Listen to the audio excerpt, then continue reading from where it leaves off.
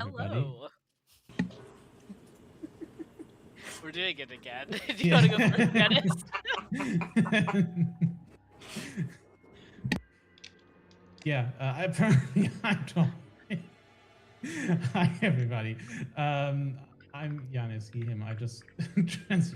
Oh, yes. That's it. That's why I said something. And that's all I have to say. I switched scenes in OBS, which means we're live. And Elliot can say what that means. Well, hello, everyone. Welcome back to Snowed in our World of Darkness multi-splat game, in which I've subjected these 5 wonderful individuals to an escape room of horrible intent, and so far they haven't revolted against me, so I guess it's going okay.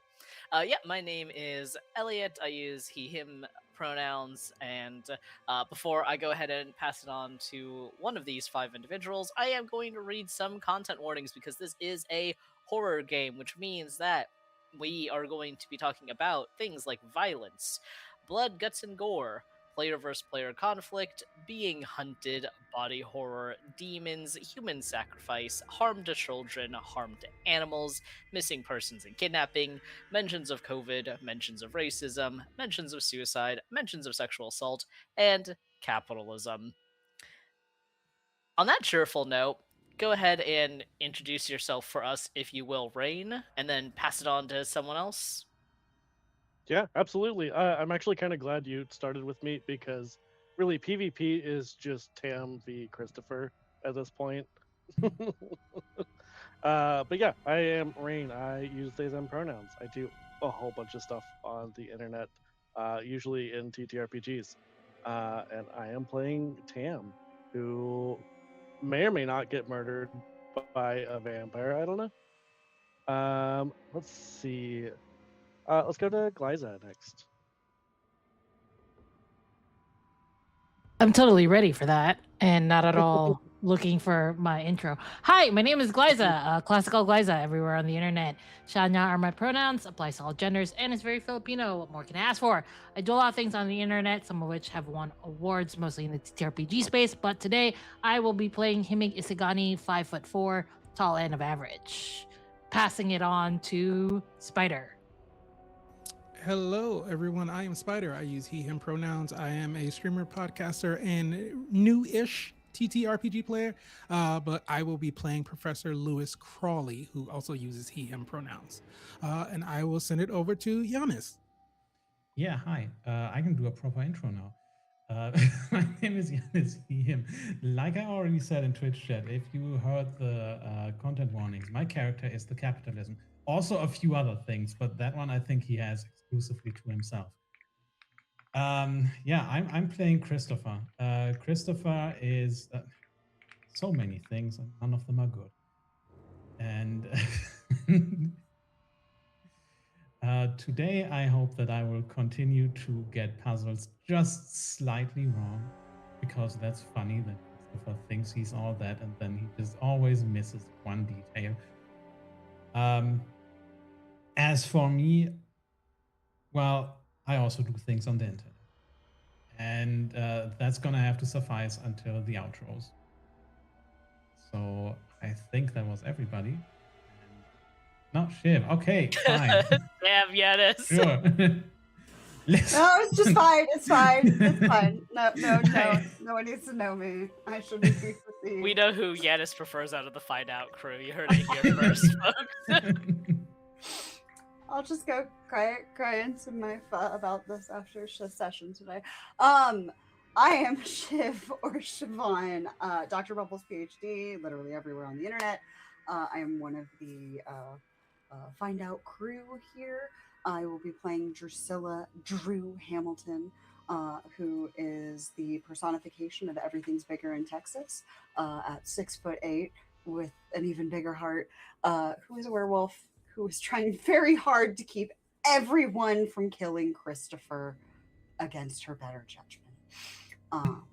And I will be hopefully successful today, but we'll see. She might join in at some point if he keeps testing his patience and bringing up the peeing on the rug. And that's me. I use she, they pronouns. Drew is a she, her, as far as I know. A very serious game where we talk about wonderful things such as capitalism and peeing on carpets.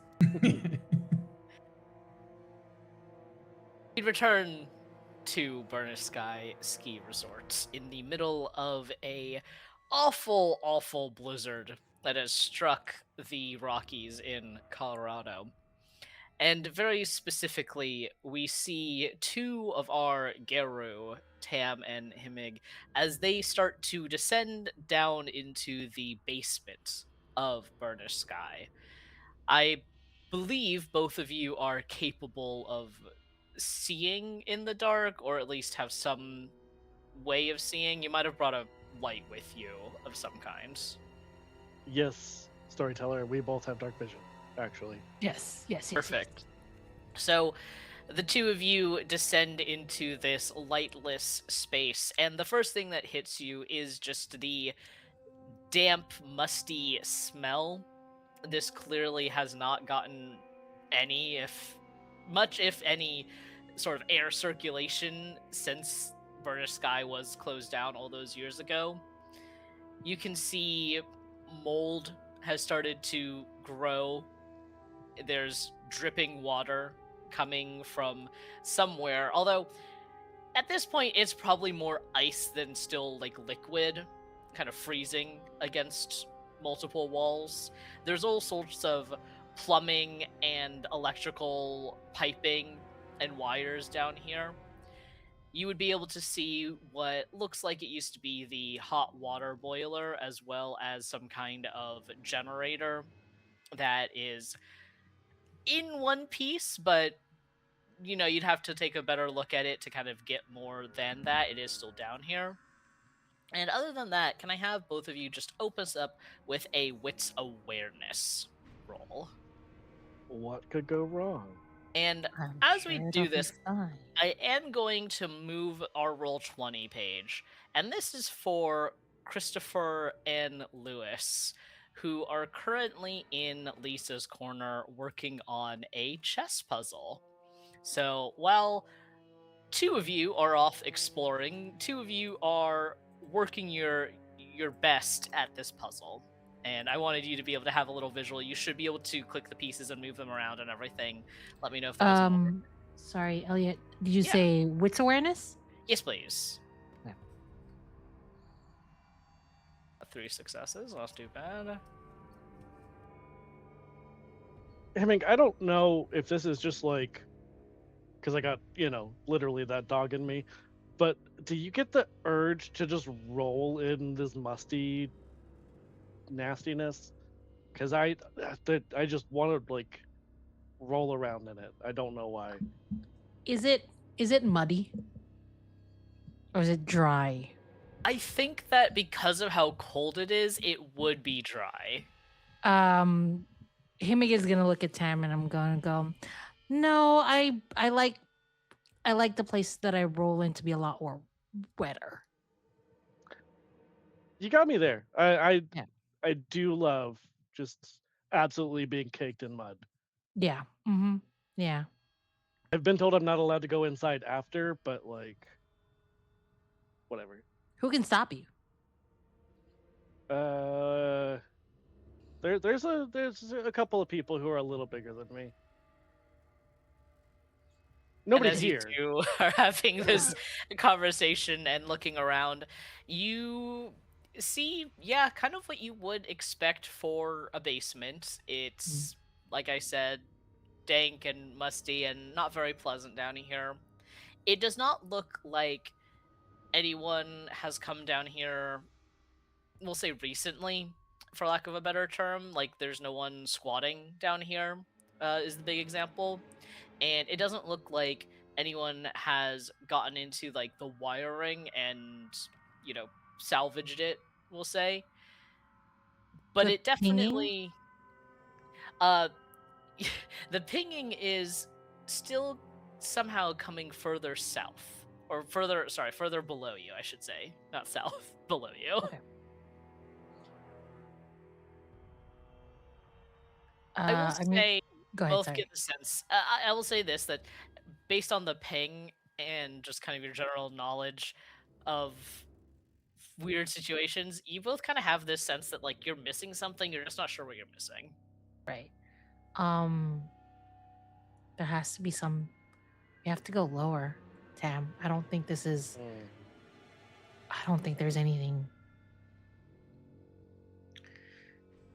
I think we have to get through it in a different way. Maybe I need my dog nose. I mean, Maybe. I don't think you would need to dig. I don't think that's how it works. I think it's, no. I think we just need to sniff out, literally, like what we're looking for. Okay. Maybe what they're doing upstairs would open something. Mm. Yeah. But you could use your nose first and then we'll go back upstairs. Cause how big is the basement? It is big enough that you do have a couple of twists and turns as you're exploring it. Part of it is that it is very cramped down here. It's not like they designed it with lots of like walking around space. I'll say that like you two can walk side by side, but you probably couldn't walk 3 people all next to each other. So, And oh yeah. yeah, so it's just I can see the end of the basement. It's not at all like a big open space kind of thing. Yeah, it's not like an open space, and you are able to, from what you can tell, just walking around and like searching, you feel like you've seen the entire basement except for the ping that you're getting. Right, Like that's right. the only reason you know that something must be going Yeah. on here. Got it. Okay. There has to be like a secret passageway or something. And you know what? We need the smart people here. Not that I'm saying you're dumb or anything, or I'm dumb. We're plenty smart. We're plenty smart. We need the puzzle people down here. I'm not a puzzle person. Are you a puzzle person? No. I'm barely even a person sometimes, but Yeah, yeah. I was never a person until I became one. It was really weird, very disorienting. You humans. Anyway, let's go back upstairs and see if the chess nerds have done something that would open a door for us. And speaking of that's our probably not a bad idea.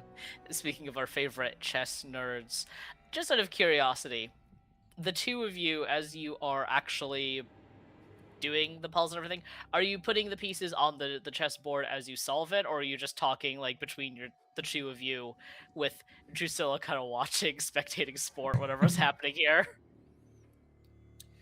I think as Lewis is talking it out, I think having the pieces in place where we think that they should be will better help serve like the understanding of what we're reading and what we're seeing at the same time. So we put in the pieces in their spots. Yeah, I think Christopher doesn't really object to that. It's just when we get to the last piece. That seems to make sense. This way, the bishop is taken, the knight can in turn take whoever captured it. But he's not going to object, but he is a little scared of what could happen if it's wrong. He also has just pocketed the white king because he believes that goes somewhere else, because we have already found an indentation where it could actually fit. So if one of the fellers from one side gets all the way to the other side, is there like another little piece that you stick on top when you king them? Not exactly. In some cases. The king is actually the only piece that cannot be turned into by a pawn that reaches the other side of the board.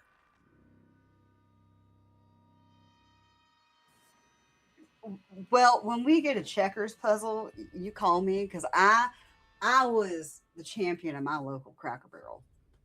And as you're saying this, St. Louis puts the final piece down on the board, and the three of you hear a click, and the table that the board is on, something falls from underneath it and just lands on a thunk on the carpet.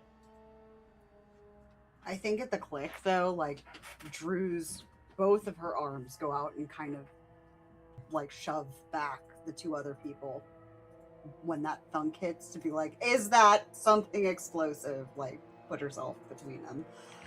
And she's gonna look under the table and see what it is. You see what looks like a key. Not unlike one of the other 14 keys that Christopher is carrying around with him at all times. She's gonna reach for. I want her to look around under the table, make sure there's nothing like it's not attached to a wire. Like if she was just to grab it, there's at least not anything that's going to make that a problem. Yeah, roll wits awareness for me.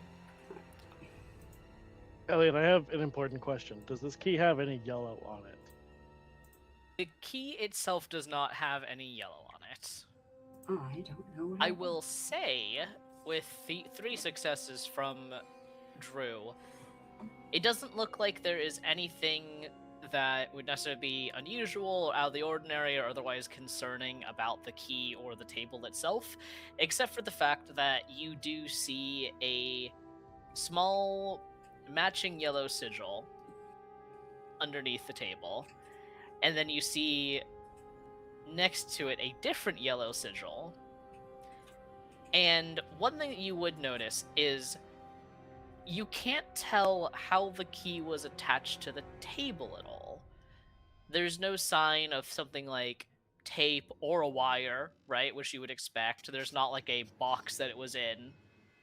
It really just seems like somehow it just fell from the bottom of the table. It's really weird.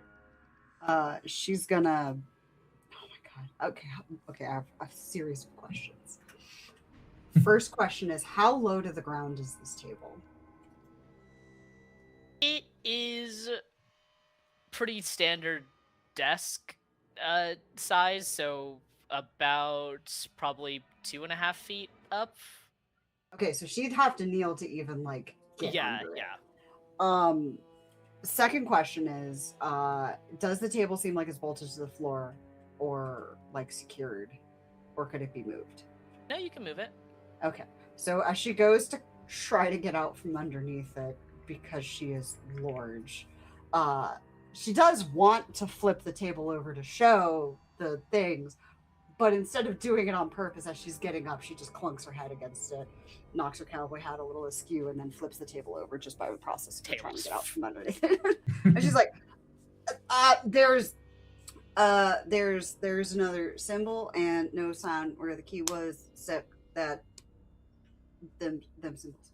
But I just You mean the key was summoned to us by the grace of God, or from the ether?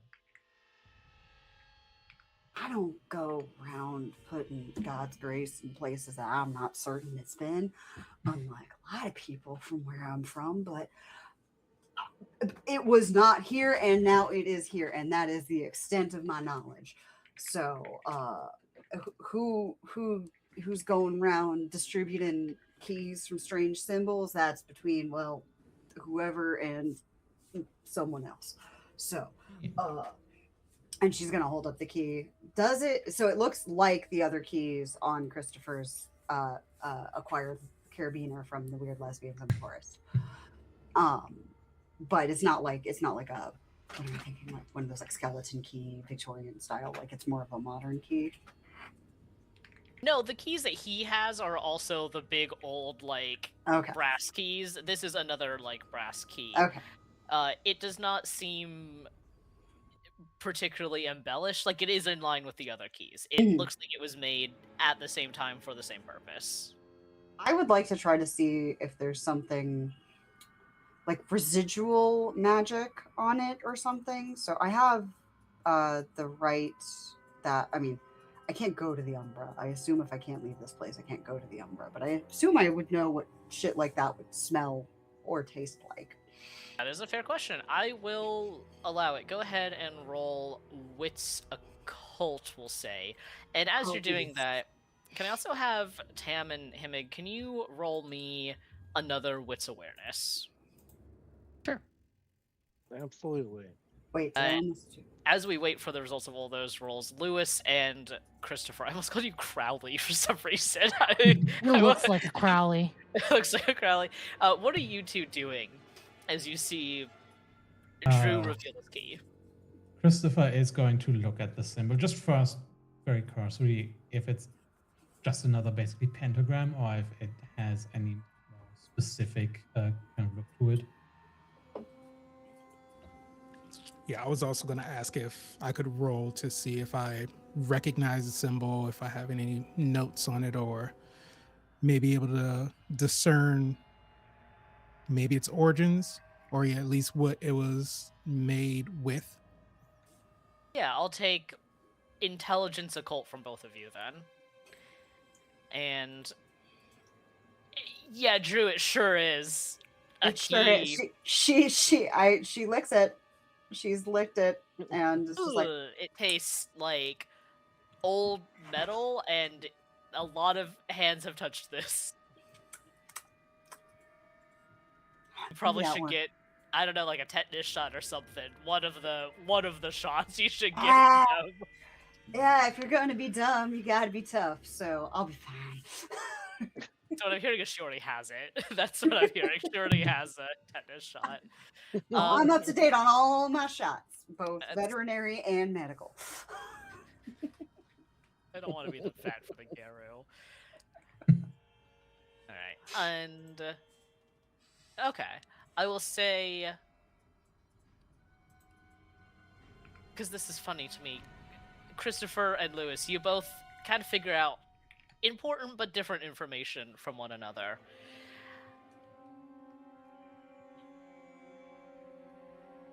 Do it... because I definitely want to give you both information. Yeah, I will say...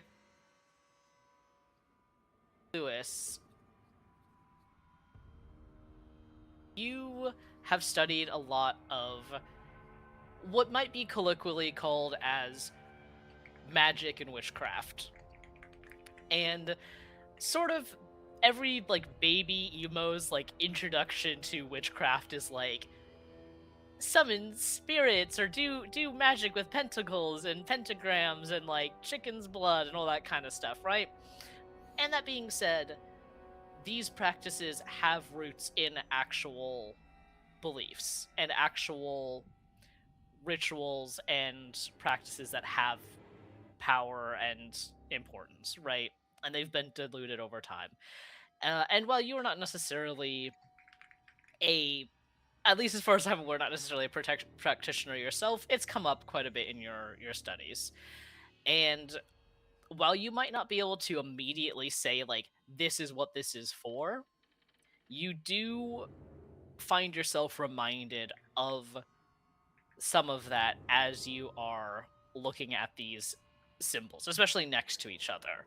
And you're kind of taking into account, like, okay, here's some things that are similarities between the two. They both have this particular symbol, or, you know, and they both have this construction.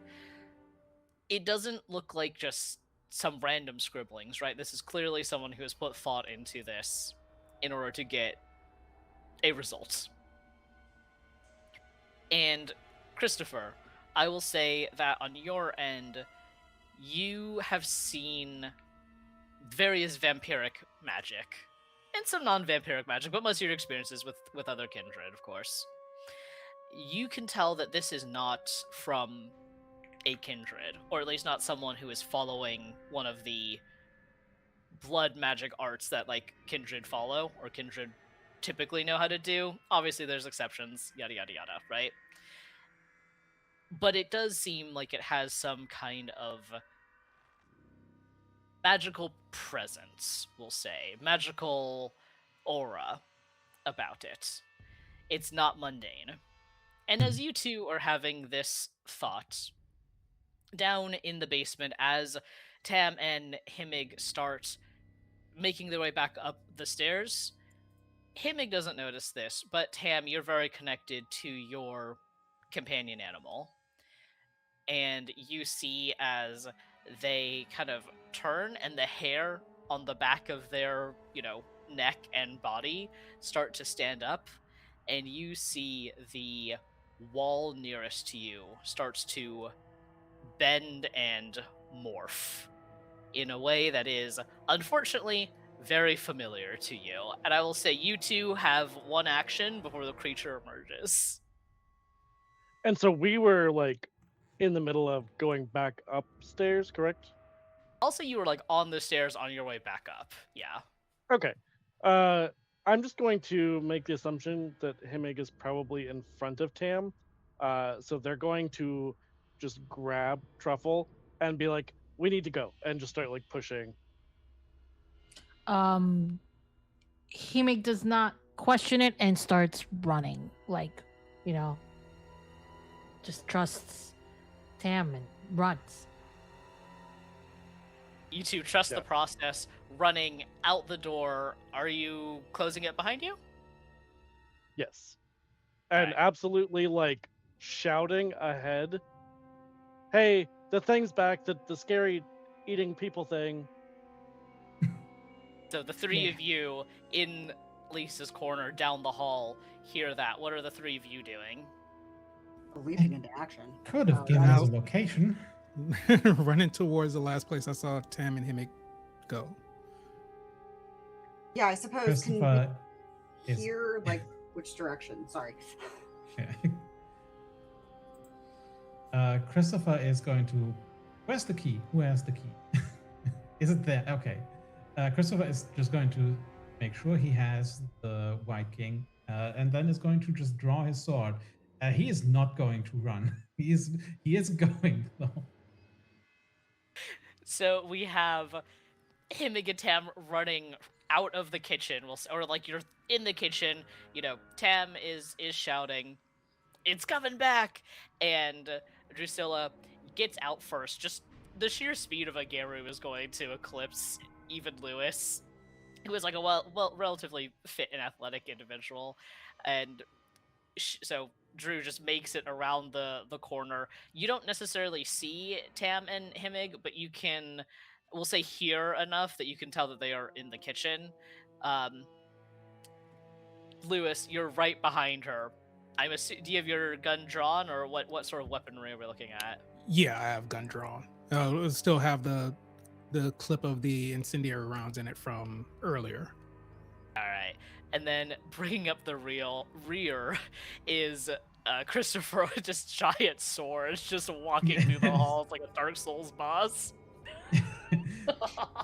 And I do Christopher wanna- is going to look at Lewis and just stand behind me. And he is just going to approach, like sword drawn. I would like to say above table between might be better, just in case somebody grabs Lewis from behind.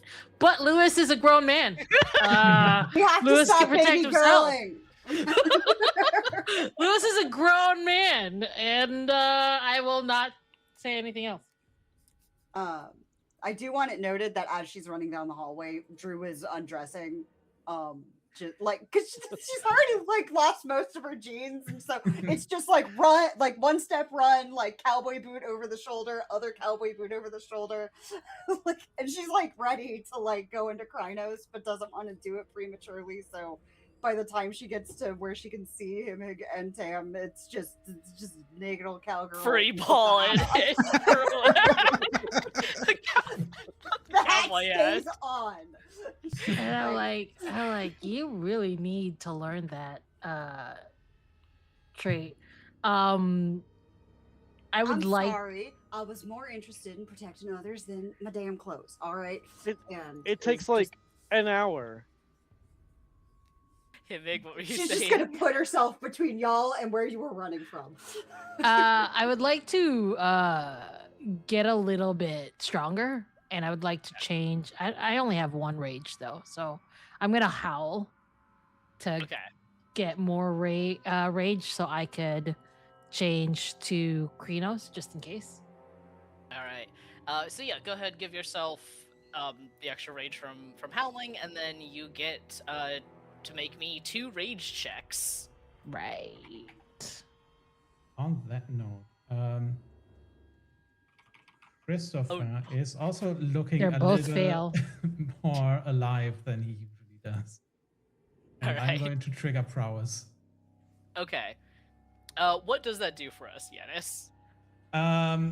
That's a great question, which I'm currently looking up myself. But it does require a rouse check, and it is going to add my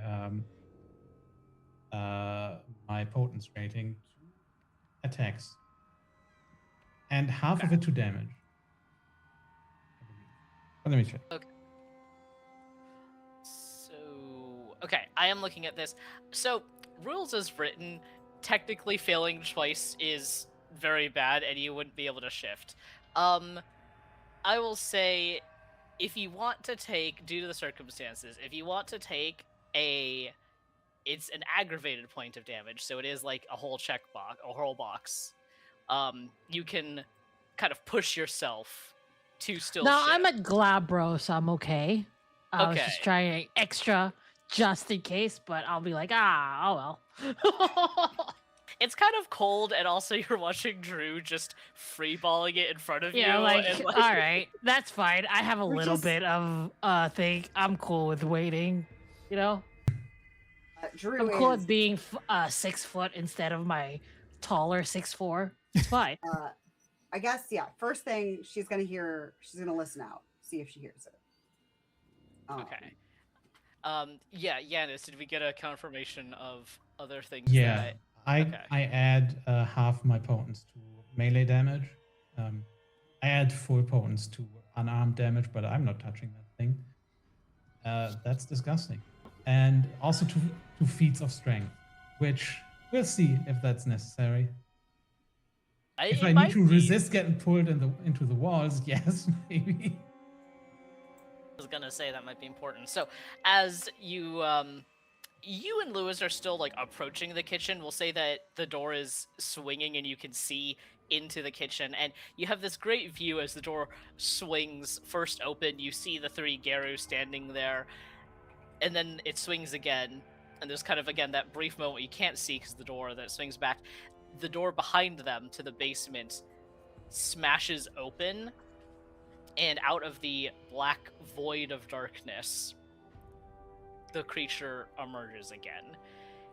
It looks frustrated, we'll say, and it is going to attack the closest person to it. So I'm going to have Tam and Himig, or well, because Drew, you were trying to get close. I was trying to put myself between them and the door. But I have all 3 of you just roll me a d10, and whoever's lowest ended up being the closest, we'll say, timing-wise. They're all middle of the road. Alright, it does end up being Drew. So, go ahead, and you're still in full, like, Hamid, though. You're like... I am, but I was gonna hear out to see if I could hear it coming and go Krynos. Okay, before after it- this, I'll say you can go Krynos, but you don't Okay. quite have time right now. So, I'm going to try to attack you. So, you will want to roll me. I mean, you don't have to, but I would highly recommend rolling at least strength and probably brawl, or because Oh. you don't have any weapons. Strength and brawl. Oh no. the two things I know, are- things that you're probably so bad at. And tell me how many, or I'll see how many successes you have, and I'll compare it to my successes, which I did not roll super well, Let so... me double check. I don't have something for that. No. Okay. Okay. Bonus dice. 2 successes. Okay, well, I managed to roll 3 successes, so you do take 1 point, or I'm gonna keep calling it points of damage, even though we're playing werewolf. You do take 1, like, normal damage, so it's just the slash instead of the X in the box. Yeah. Double checking Okay. if our rules on using willpower. I mean, I'll allow it if you want to use willpower to not get slashed by this thing. Simply because I have something that helps me regain it if I use it. So why not? Smoke him with the Alright. goblin. So as it comes out of the basement and it goes to attack you, you are just able to dodge out of the way using superhuman reflexes. And we'll say that real Matrix style, you see the claw just kind of extending, one claw extending out and just barely like missing your nose. You kind of just, whew. And then you can go Krynos and attack back. We'll start with your turn. Okay. And Krynos, I roll 2 rage checks. Okay. If you haven't howled and you want to howl so you get another rage, you're welcome to do so. Is that just any time I can howl? You can just or- howl because you're a Let's- werewolf. woo! Yeah. Let's go. All right, 2 rage checks. Okay, 1 is a success. Okay, it works out. So you lose 1 rage, but you still transform. I believe is Which how it is. I puts me looked at it. Yeah. Yeah, I was about to say it's basically a neutral because I get the rage from howling, and then okay. Yeah. Okay. So I'm gonna can I flavor just the bits a bit? Yeah. Yeah. So the claw barely misses Drew, and she grabs the arm and then just explodes up with like claws in the thing, and is just gonna basically, instead of going claws first, is basically gonna try to force it back against like a wall. Basically, okay, if you can come out of walls, can you go back in if somebody says not right now? So I would brawl strength. Yeah, brawl strength. Remember to roll your extra dice because you're in Krynos form. And Tam, think about what you want to do on your turn. We'll And it's go just Tam one? and then Himig and go from there. 1 extra dice for You're in Krynos. 4. Krynos? I think Oh, it's it's 4. 4. Yeah. Oh, Yeah. You're a blender right now. Yeah, any physical tests. all 5 successes for pinning this thing against the wall. Should actually roll my dice. That might help. Ooh, I rolled very well then. Hold on. How many fucking dice was that? Don't worry about it. Oh no, for me, I was like, hold on, Oh. no, that's 8 dice plus 4 extra. That's 12 dice when Drew's here. Okay, you go to almost grapple and try to push the creature back, and it meets you in strength, and you are actually in a stalemate with this creature, which is kind of terrifying considering the actual like kitchen tile underneath both of your like feet is cracking and breaking from the strain happening here. So you Ah. see this, Tam. I just, Absolutely. you see this and you see Drew's face like a dog at the dog park. She's having the best time. And real quick, because it has been several weeks, Elliot, can you re-describe this creature? Because I am drawing a blank now on what it looks Yeah, like. so you are seeing Drew grappling with this dark furred creature. Its like black fur is sort of speckled with silver, and it has these bright eyes just boring holes right at her. And it looks almost Ursuline, like a bear almost, might be the best description, except it's far larger than any bear, even like a grizzly or polar bear that you've seen, and polar bears are fucking huge.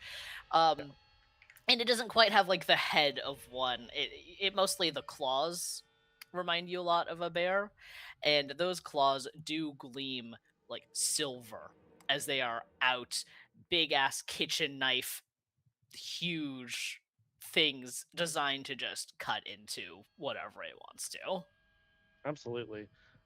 So I would also like to go Krynos, and assuming I don't mess that up horribly, I have a Find plan. out, yeah. Yeah. Let's see. And Himig, you will be next, so keep that in mind.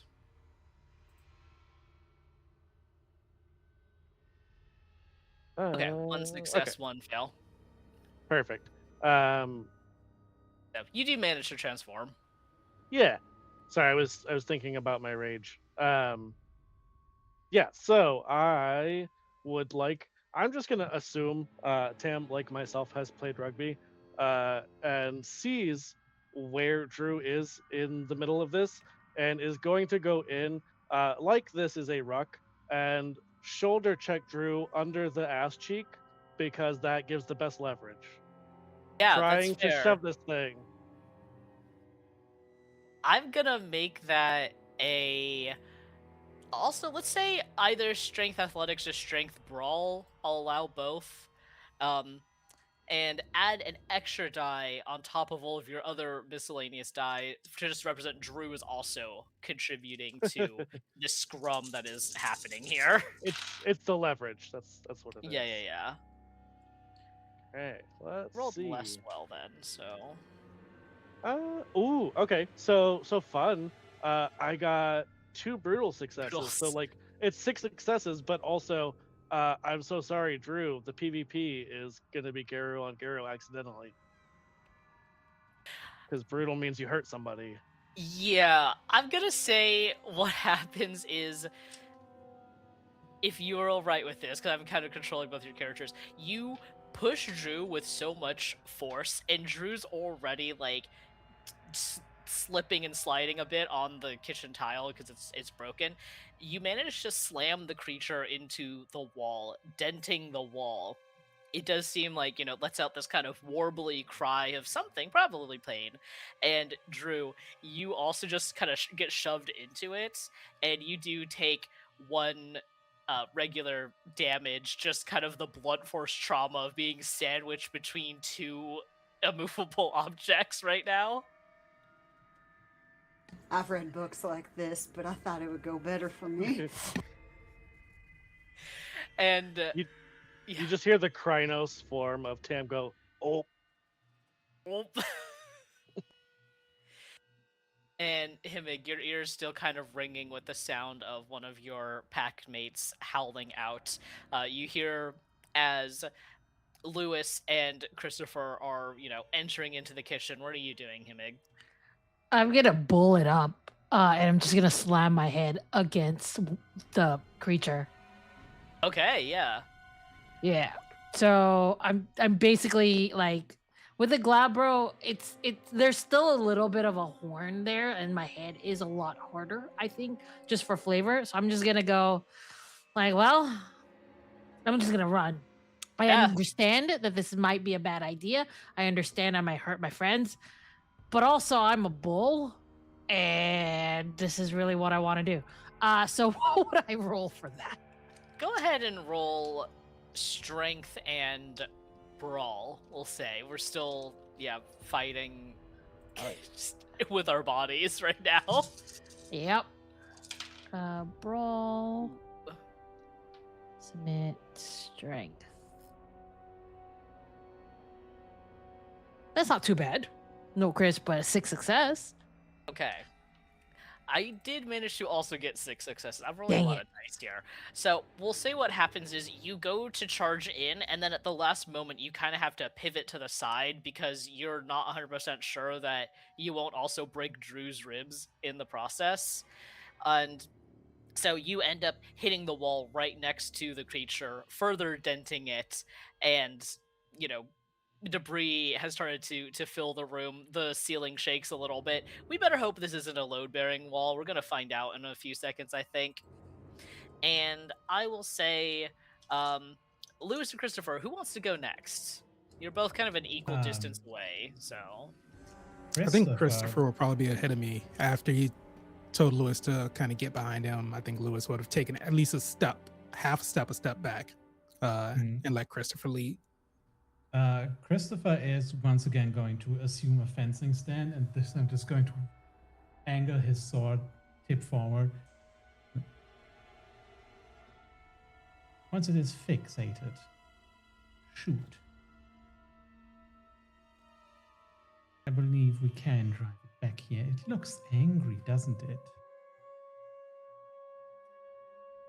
But do not be quickly provoked in your spirit, for anger resides in the lap of fools, he says at kind of both the creature and the 3 garous, and then just jumps forward. Once again, soaring leap, which is free. And I will also do a rouse check to add my 2 dice from blood potency to whatever the roll is, which I assume is going to be strength if I just go in with my sword. Yeah, if you're just swinging, that'd be strength melee for you. Yeah. Okay. Then I just imagine as Christopher saying that, like 3 garou just being like, "Fuck you." Fuck you. Like in unison, all flip the bird. Oh, Christopher's getting hungrier. Okay, that's fine. Oh. um, I'm sure it's fine. yeah, that's okay. I mean, he's at a point of hunger. It's really not bad. He's got 4 more to work with or something, Yeah. right? Like, yeah. That is Okay. going to be 5 successes. Okay, and I will ask this. So you do succeed in hitting the creature, and I will ask this, which is, do you take this opportunity to try to strike one of the garou as well? No. Okay. No. He's It's not worth suicidal. asking. He's coming to survive. He's a La Sombra. He's about surviving things, not. I feel like we're being provoked a little. Yeah. So far, the garou, with the exception of Tem, haven't really attacked Christopher. So I think Christopher is like, No, yeah. he's trying to just drive his sword through a limb of this creature and just pin it fully to the wall so Lewis can take a shot. Yeah, we'll say you are able to skewer, we'll say not a limb entirely, but you do get like a chunk of one shoulder. It's not quite pinned, and as you sink your blade into it, you've hit a lot of things with swords, we'll just put it mildly that way. Yeah. This doesn't feel like flesh. Leave you on that. Lewis, what are you doing? Which wall is everyone trying to push the creature up against? So it is currently, let me make sure I have a good color here. It's basically currently against that wall. Yeah, that works. I don't know why it made a semicircle. That's fun. Okay. And for the bar area, is that the front portion of it in front of the word bar, or the I should say below the word bar, or the back portion above the word bar where the actual like bar top is? Yeah, so the actual, so this is like a walled off area. The actual like bar that you would sit at to get food is where the text is. Okay. Is the walled off area like floor to ceiling?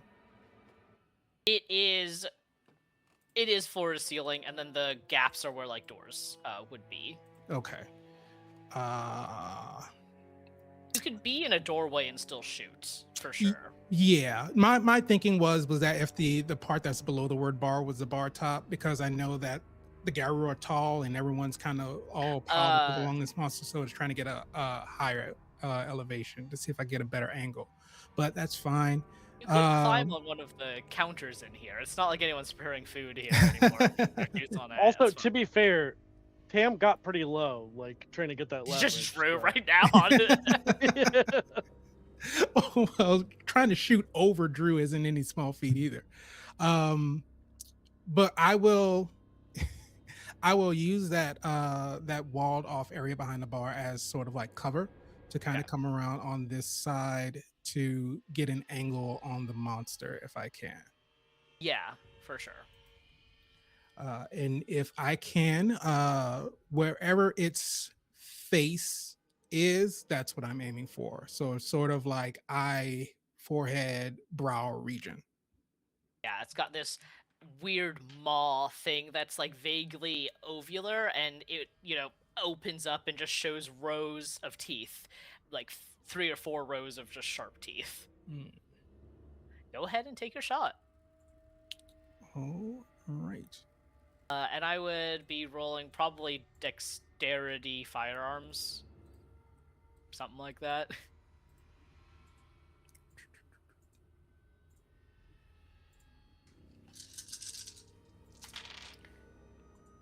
Yeah, that's gonna... Cool. Okay, so... Here's a good thing. You didn't, crit fail everything, though. So, I'll say what happens is you are going to line up the shot, and then you kind of have this thought of, I have a fire round in the chamber right now, and there are 3 garou and a kindred right there, and if I'm even a little bit off, I'm going to seriously hurt one of them, and you decide not to take the shots. Does that feel accurate? That is very accurate. The last thing I want to do is hurt any one of my companions. You're a good Christopher guy like turns that. around and looks very disappointed. He would have taken the shot. Mr. Capitalism doesn't care about other people. Who would have guessed? And as we've got functionally three of you, and Himig is also there, but not actively grappled with it. As we have, multiple of you in engagement with it in close range, you watch as it's got 2 arms and 2 more like form out of its torso and go to attack y'all. So I will need Himig, Tam, Drew, and Christopher to all roll. I'll allow either strength or dexterity, and then brawl as just dodging. You can roll athletics if your brawl is better if your athletics is better than brawl, but just something of that nature as you're just trying to avoid getting grabbed and attacked. I'm gonna move some Is stuff out this of the way. a feat of strength if I roll strength? Yes, I'll allow that. Oh my god. Do I get bonuses from or negatives from Tam basically already pushing me? Because I kind of don't have my feet properly on the ground. I'll say that they get canceled out by the fact that you're a garou. So just roll your, yeah. And I can do I math. forgot my bonus dice. Hold on. You should add those. I should definitely add those. Hold on. I can't retroactively do that, so that would be 4. Just add 4 d10 or just roll. Yeah. There we go. Elliot, Jesus. if you will allow it, I would love to use some willpower to re-roll that because that was an atrocious roll for Tam. 7 successes. 7 successes was atrocious. Oh, that's weird. 3 It showed it successes were differently me. for a second. Yeah. I read it as 1 success. I was like, oh no. Okay, yeah. I was gonna be like, what do you mean 7 was bad How for you? much better do you want to get? You're just mad that Drew got more than you. Listen, it has been a long day. It has been a long day. Because That's are alright. 10s double successes in this? 2 10s, I think. Or is it? Yeah. So, Yeah. so it would be so 3 But already there. it does the math. Yeah, it does the math Yeah. for you. And then I rolled 3 10s in my extra 4. So Alright, and Himig, let me also see what you get in a second here. But okay, so good news is that Tam, despite your shock at this, you are able to not get grabbed. You and Drew will say both kind of like Pacific Rim mind meld for a second and like dodge the same direction so that you're able to not like accidentally impede one another. And the creature's attack kind of just soars right by you. Christopher, is there anything you could add to that at all? What, add to my roll? Your 3 successes? No. Is there... No? Okay. Do you want to use willpower? I can potentially use willpower, yeah. I have a lot of willpower, I'll say that. Okay, I will say otherwise you are looking at 3 normal damage. That's okay, but no, I have so much willpower that I will roll that because that roll was shit. Okay. go ahead. Christopher is not athletic, strangely enough. He is strong and he gets a lot of. What, the stuff tech that bro? Yeah, I know.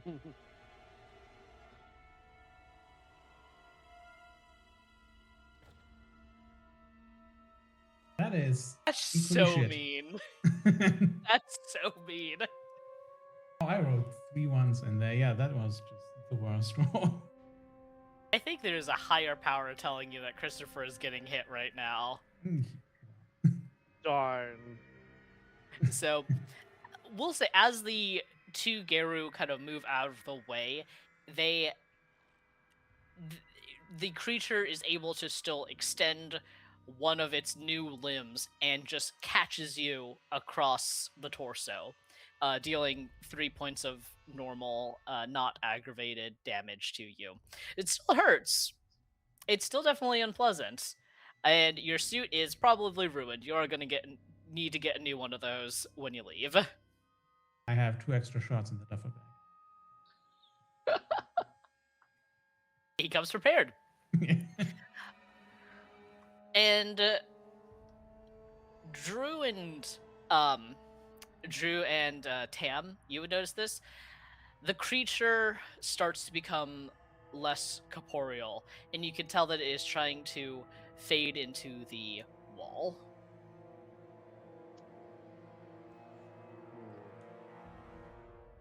Okay, I might die, but I have a thought. I wonder if your thought is as dumb as mine. Let's do it at the same time. Tam's gonna try and follow it. Thank you.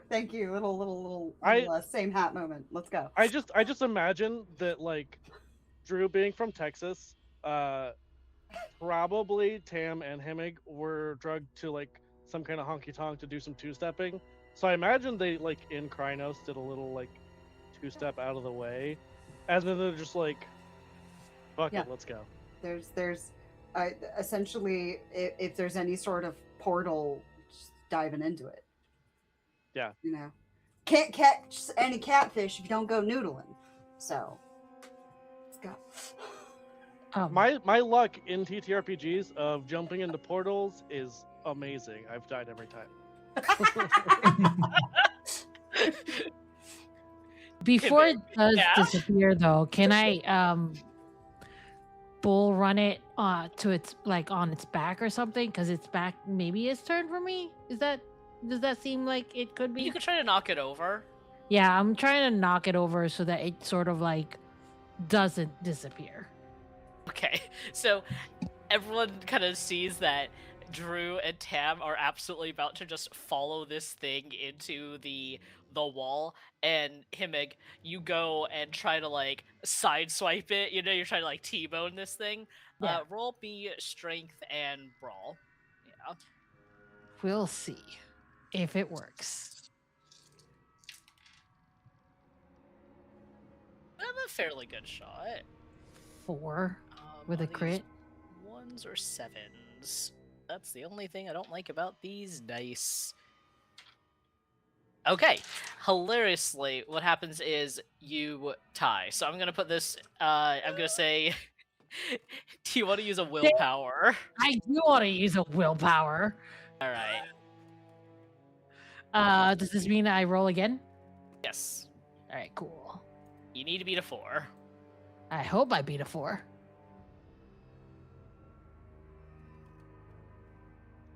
I The nice did. thing is, I beat a 4. I was gonna say, when you re-roll with willpower, it in theory should just re-roll the failures. The failures. That's a good point. As long as they're not ones. If they're ones, they don't re-roll. But... Oh, I just It worked out. Yeah. Yeah. So. Oh wait, that's why you roll with willpower. Interesting. Should Janis have? No, it was meant to be. It was meant to be. I disagree, honestly. But this How do is you way see that? funnier, Janis. Here's the problem. I don't even know how to roll just the failure. Yeah. I just roll manually. Yeah. If you want to roll 5d6 or 5d10, we can see if you took less damage or no damage.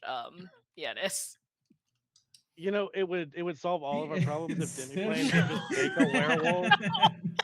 You just gotta stop rolling. Gotta stop. That was just a test. It didn't count.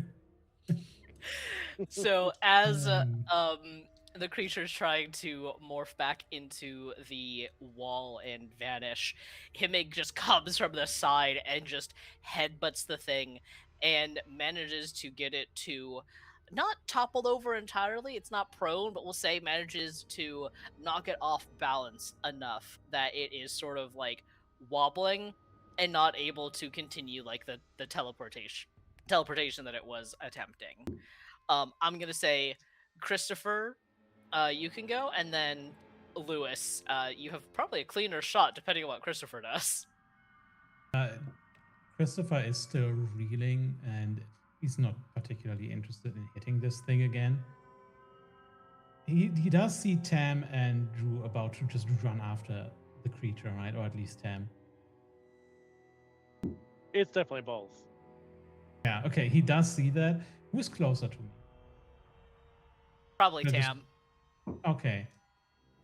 He is just going to actually, sword in his right hand, the left hand is just going to actually grab Tam's massive forearm. And it's just going to say, we have beat it back. Why would you go where it feels safer? Why would you follow it where it has power when we have drawn it out already? Oh, Tam fully turns, snarls. I mean, they're still in Krynos. Is ready to tear Christopher's throat out. And Lewis, on your go, you see this happening. So while I see that happening, so knowing that fire's bad in close proximity with everyone, I'll change out my clip. Put in just standard hollow point 9mm bullets. And wherever I can see an opening to the creature, trying to avoid Himig, and Tam and Drew and Chris all piled together. What I'll do is slide out from behind the wall. So where I'm laying horizontally on the floor just to try to get a low angle if the creature is leaning a bit, so I can try to like maybe shoot upwards towards. Hell yeah, I love that. Okay, let me...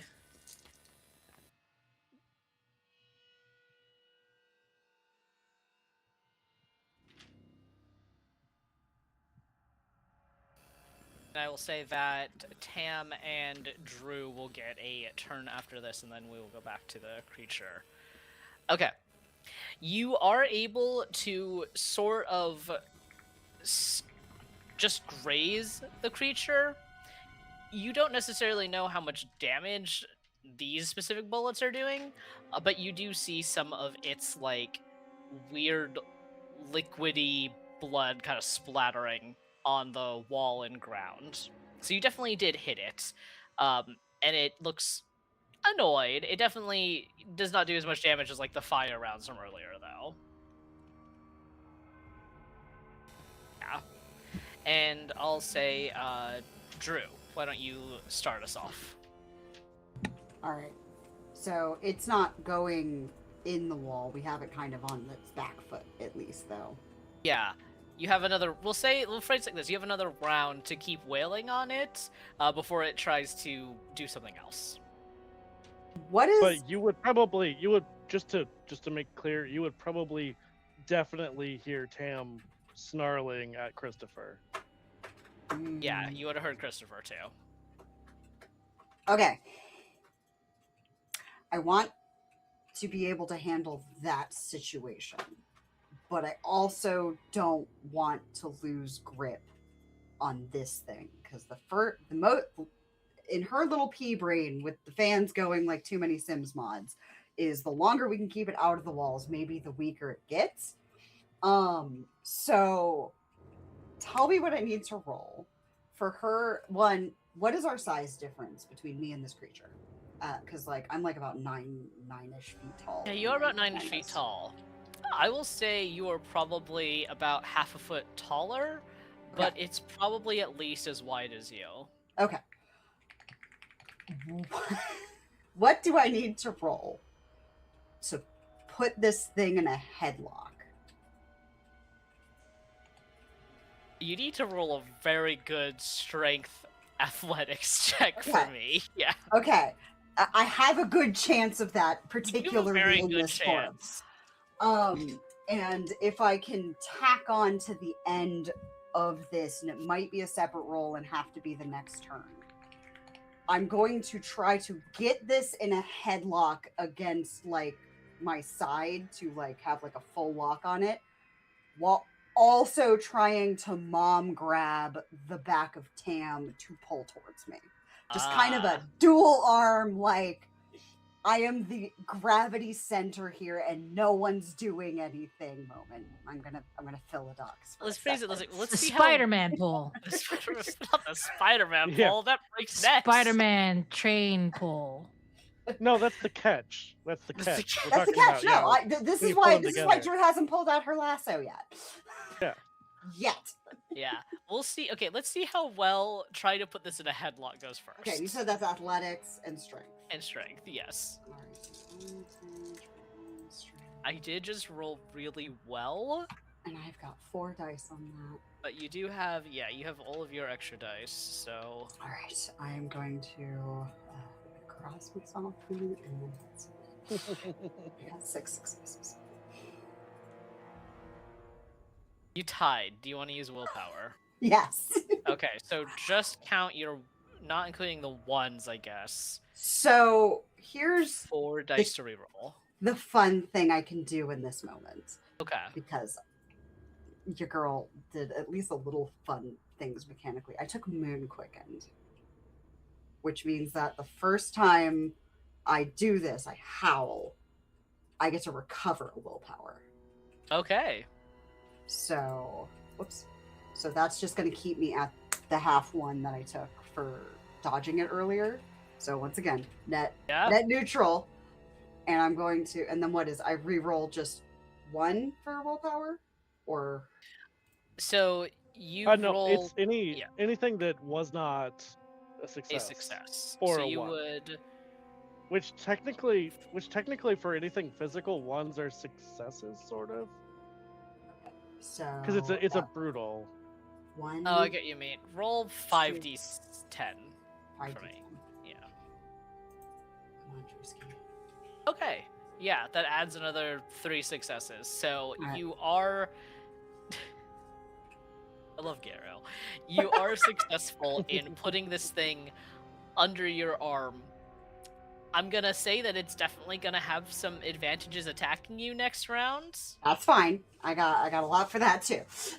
And I will say, so let's start here. Tam, if you feel Drew go to grab you, because you are pack mates, this has probably happened before. Are you resisting? Because you're Krynos, the thing, right?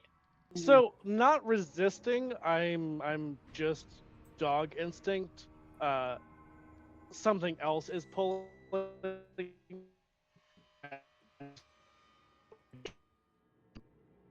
Not on Drew, but like on the creature. Okay, you got taken by the spirits for about 10 seconds there. Can I have you say all of that again? Yeah. No, that's fine. I was afraid that might have happened. Yeah, so feeling that, I would just go kind of like dog instinct, and then go attack the creature because something else is pulling, has taken my attention basically. I think this is, I don't want to say like a common occurrence, but I think Drew is more the person to be like, remember which battle we're fighting, at least for Tam. Like Tam might go off and be like, I'm gonna do a personal thing, and Drew's like, hey, how about like immediate problem? Yeah. kind of thing. Like that, it's happened at least a time or two. So yeah, that, and you know that Drew's not doing it in any sort of like malicious or something. Just Yeah, like, exactly. all right, bud. Let's go on. Get back to center. Let's go. So go ahead and as roll. garou. Yeah. Oh, go ahead. Oh, roll your attack then. So strength, brawl. And Christopher, you have this moment where, yeah, this full Krynos garou is in your face threatening you, and then just is yanked away, and they are turning back on the creature. How does this make you feel? Doesn't really feel anything about that. Cold. All right. And okay. We will get back to that, I guess. And as you're watching that happen, oh, welcome back. Okay. Do you want to use willpower on that? Oh, absolutely. I would Okay. love to. Let's see. So yeah, that's most of those dice. That is 5, I think, dice to reroll. I think so. That sounds right to me. And Himig, you are up next. Ooh. Okay. That does add so 2 I definitely. successes. And then Well, oh, the brutals technically- too. Yeah, Yeah. 2-1. So 2 more successes, but they're brutal. So 4 successes. Yeah, so with the brutals, you do manage to attack it. In what way are you attacking this thing? Oh, because it's like kind of almost belly up, I want to go for the soft parts, like throat, stomach, uh, like a dog would attack. Yeah, and it is interesting as you are digging into this creature, it doesn't necessarily seem to have any bone or any organs or anything really that you would expect, especially from the way that you are attacking it. You can definitely tell that you are doing damage to it, and it is starting to push and strain against Drew and trying to like get away. It's got probably at this point, yeah, 3 arms pushing against Drew and 1 trying to hold you off. You're definitely doing some pretty serious harm to it. And yeah, Himig, what are you doing? It's on the ground. It is being held in a head grip, by Drew. So it is kind of immobilized or restrained more, I guess. I was just gonna use my strength to kick it in the head, Okay. kind of yeah. like football style. Yeah. Cool. Strength brawl. Yes, please. And Lewis, Christopher's action is up next. Yeah. So all of its arms are kind of Busy. occupied. Yeah. I'm going to try and stab it right, honestly, somewhere. It doesn't seem to matter really. Like it seems to have no functioning anatomy. It's just kind of taking a shape. So Okay. whatever will allow Christopher to keep the most distance from the creature and Tam, and still hit it. He's just gonna like if it means hitting the big toe of the thing, that's fine. Like just hit it in some way. Okay. Go ahead and roll strength melee, and then do you want to use willpower on that, Himig? Yes, I do. Okay. So that would be 1, 2, 3, 4. So 4d10 need to get rerolled. Okay, I'm just gonna roll 4d10 here. And you would tell me when it's Unfortunately, none of those rerolled succeeded. So we'll say that you do hit it in the head, but you don't seem to actually harm the creature. Okay. Like your blow doesn't quite have enough force for it. no And then problem. against Christopher, oh gosh, I keep dropping dice. I'm so sorry. This is what I get for using physical dice. I do believe that, Christopher, you do manage to strike it. We'll say for flavor, you managed to actually go and just two-handed swing and slice off one of the many appendages at this point, and it falls to the ground, but instead of doing what you would expect a severed limb to do, it actually hits the ground and then starts dissolving, like melting, just leaving a puddle of black residue, much like its blood, on the floor. Yeah. Lewis, go ahead and bring us home. Let's see. So all of the arms are busy. Yes. And so the garou have it kind of leaning over. Is there what's the clearance around the legs looking like? Probably not too bad at this point, yeah. Okay. So just because of the number of bodies that are just rolling around and Lewis not wanting to take a chance and hitting one of his companions, he'll grab his silver hunting knife out of its holster, and he's just going to come in low and just kind of go for whatever the equivalent of this thing's Achilles is and just try to stab it in the calf. Okay, nice. Yeah, roll me strength melee, because it is a melee weapon. which I am not great at, but we But we shall love see. a nerd with a knife. Can that be the motto of the Nerd with a knife is the nerd with a knife? title. Hey, let's go. Okay. You two, I rolled really badly there. We'll say that you two managed to kind of get like a slice in, and the silver does seem to be doing more damage than even your pistol shots were. And its foot actually like jerks away from you, leaving it on one leg for a moment before like two more legs kind of sploot out of its torso and just, hit the ground to secure it.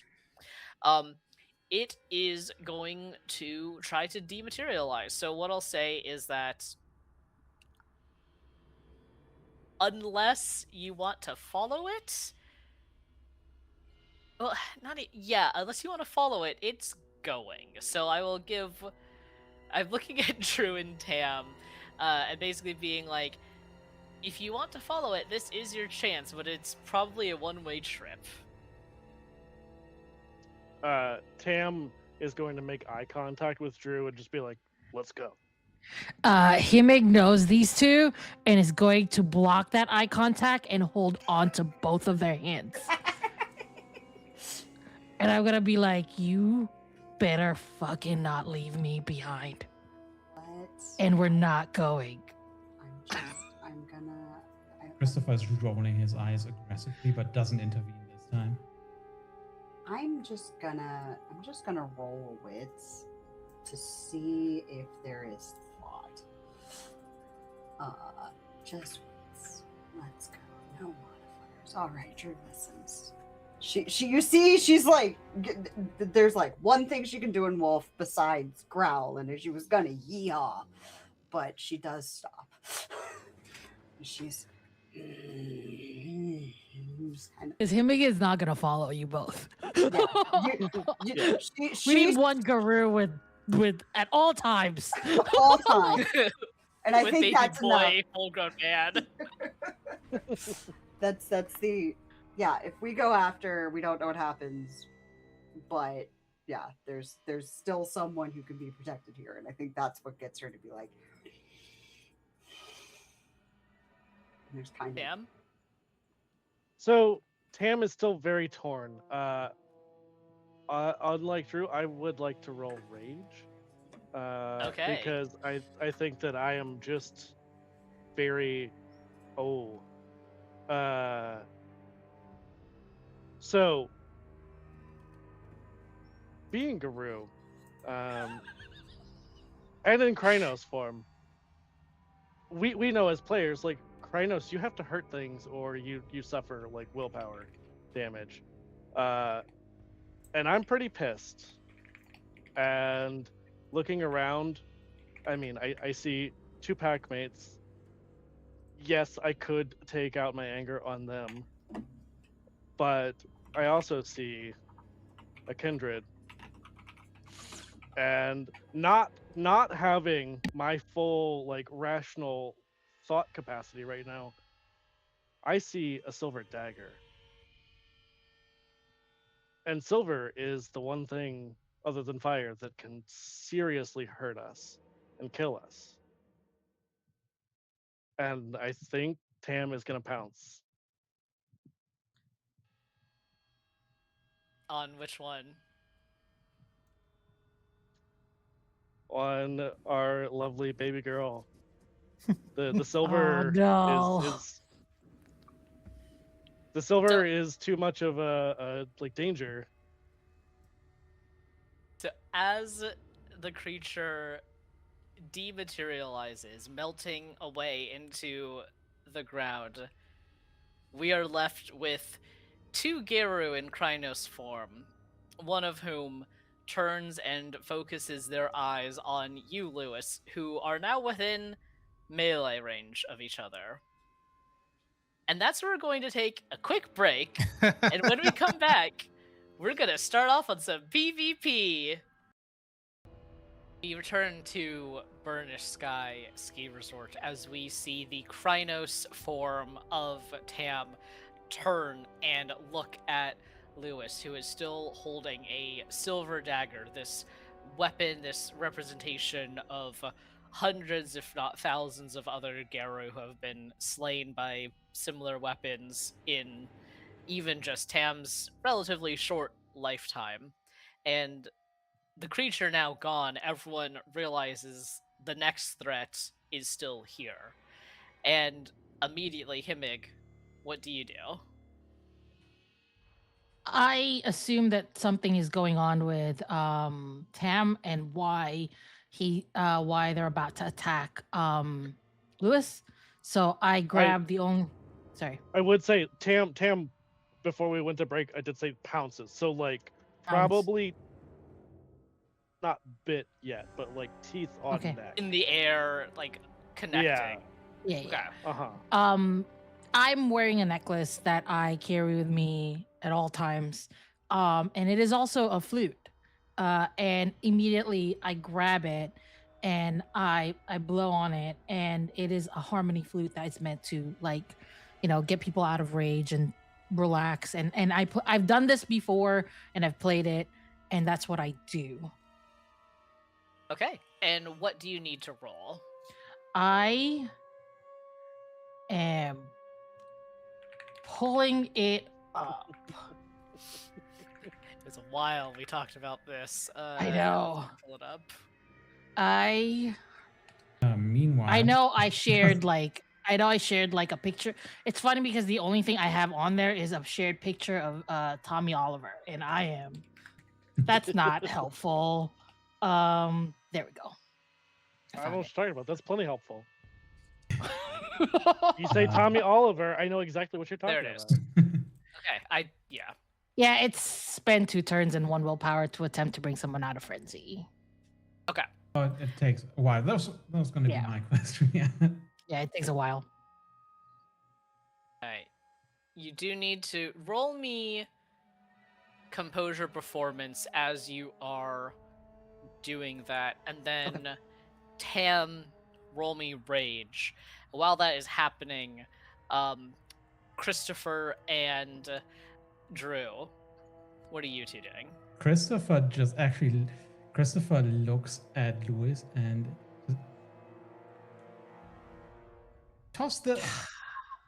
thinks for a second, wants to say toss the dagger to me, then thinks slightly better of it. Toss the dagger to her with a smile and points his sword at Drew, looking directly at Lewis. And Drew, Elliot, you hear that. Oh, yeah. I was gonna say, I don't remember if you were back yet whenever I had mentioned on break. Actually, since I failed all 3 of my rage checks, Right, I will be coming out of Krynos, like almost one way or another. Yeah. Yes. Okay. Good reminder, though. Yeah, lots going on. Can I use a willpower to re-roll that? Yeah. Sweet, thanks. It was not a great roll. And Drew, as Himig is playing the flute, which you've heard before, you've got to get a little bit of time though. And Christopher is pointing at you with his sword. What are you doing? Drew is so most of the things Drew does is very big, very kind of gregarious, and everything's bigger in Texas. She turns with an uncharacteristic silence and just makes eye contact with Tam. Midair. It's almost like one of those moments where time slows down as Drew summons a stare down. And my stare down is charisma plus my intimidation. And it doesn't say if I get any extras in Krynos, so I'm going to leave that up to GM, at least when I'm looking. Probably not. It would say it if you did. Okay. I'm looking on a website as opposed to the book because It's okay. But that's okay because I have those things. So we're gonna roll intimidation, and what I'm rolling against is the what is it? It says the opponent's difficulty 5 plus the victim's rank. I don't know how to figure that out. Because it's usually Usually to NPC. Yeah. I will make it easier. Tam's not resisting. Tam's Okay. not like trying to fight back against that. Okay. So let's do 3 successes. Okay. And we'll say, in my head, what's happening is that so Tam is like pouncing, the stare down happens, and so Tam is like bracketing Lewis against the floor, but is focused on Drew. Mhm. And Lewis, you have this uncomfortable sensation of a garou inches away from you. Like you can smell, I'm sorry to phrase it this way, like the dog breath and everything, like wet dog smell too. You got the whole everything happening here. But you're not getting mauled to death. which is a plus. Mhm. Could But I think, yeah, go ahead. I'm just going to say this is the scariest you've seen Drew this whole time too. So, like that look in her eyes, that is power. So,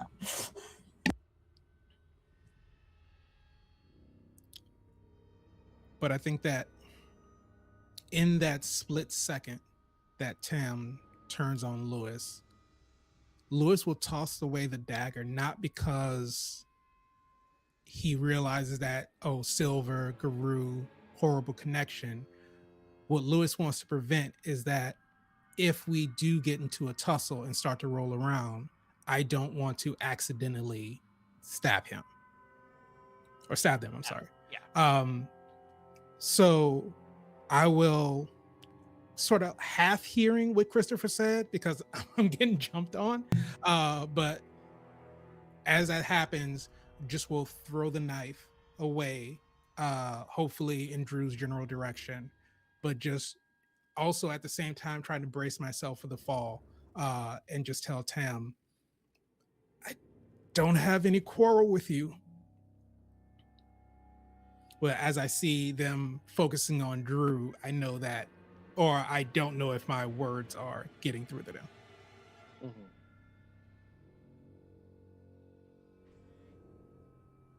Yeah, Tam, you both, Lewis and Tam, you both kind of hit the ground, and Tam, you start to shift out of Krynos, and as you are shifting out of Krynos, what are your thoughts? What is coming to you in this moment? So as soon as my vocal cords are human enough to like really say more than a couple of words, I am still staring at Drew, and I think my first statement is, I'm sorry. I saw the silver, and you know what that does to us. I meant no threat. I apologize as well. No offense, Lewis, but you are a hunter. Your kind have killed so many of us. but this one ain't. Hasn't yet.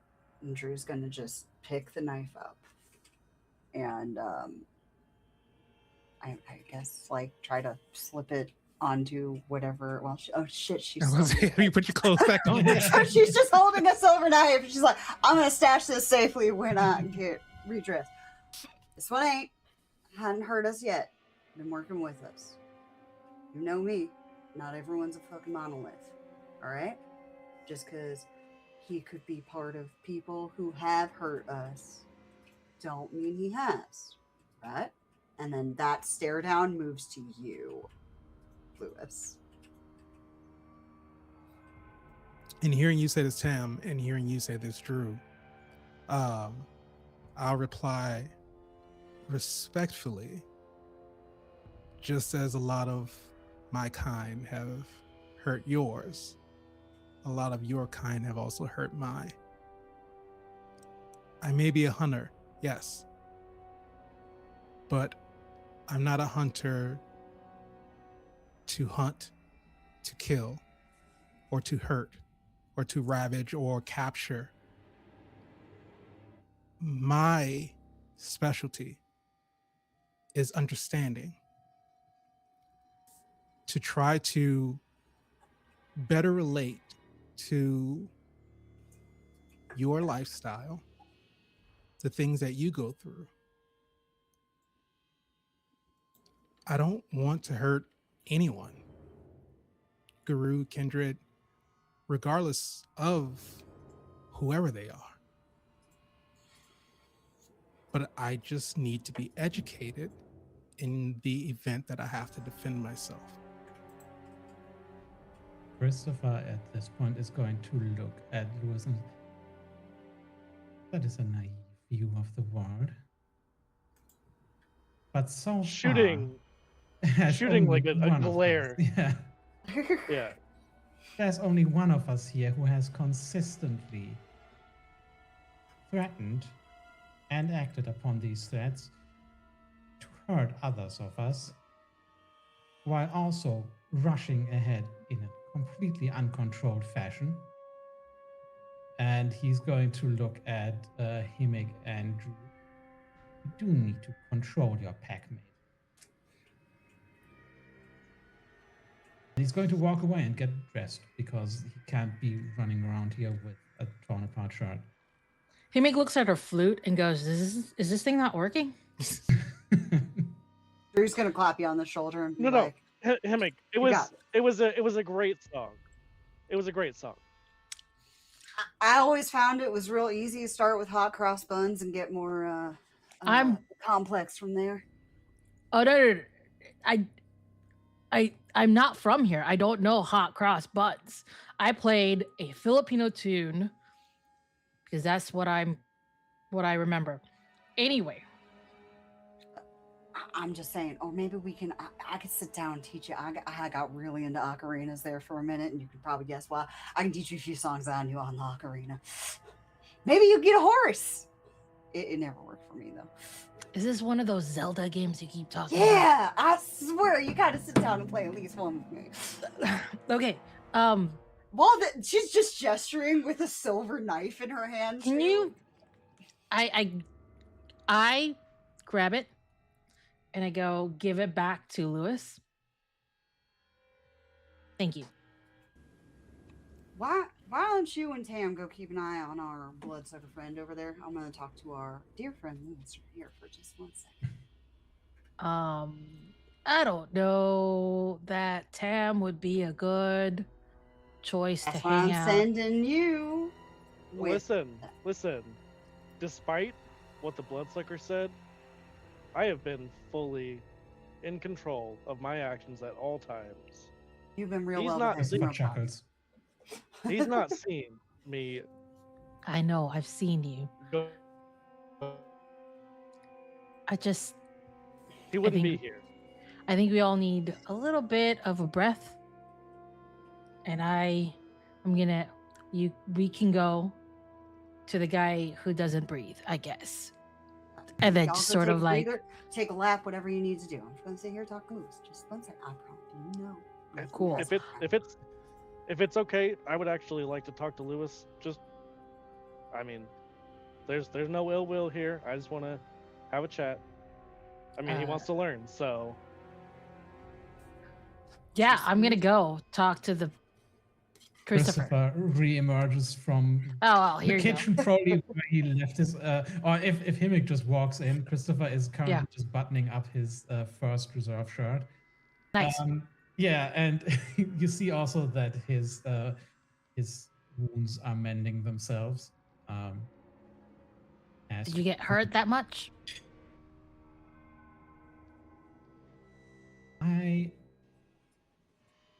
Well, did you get hit by this thing before? It wasn't always easy to see. No, I didn't. I was lucky.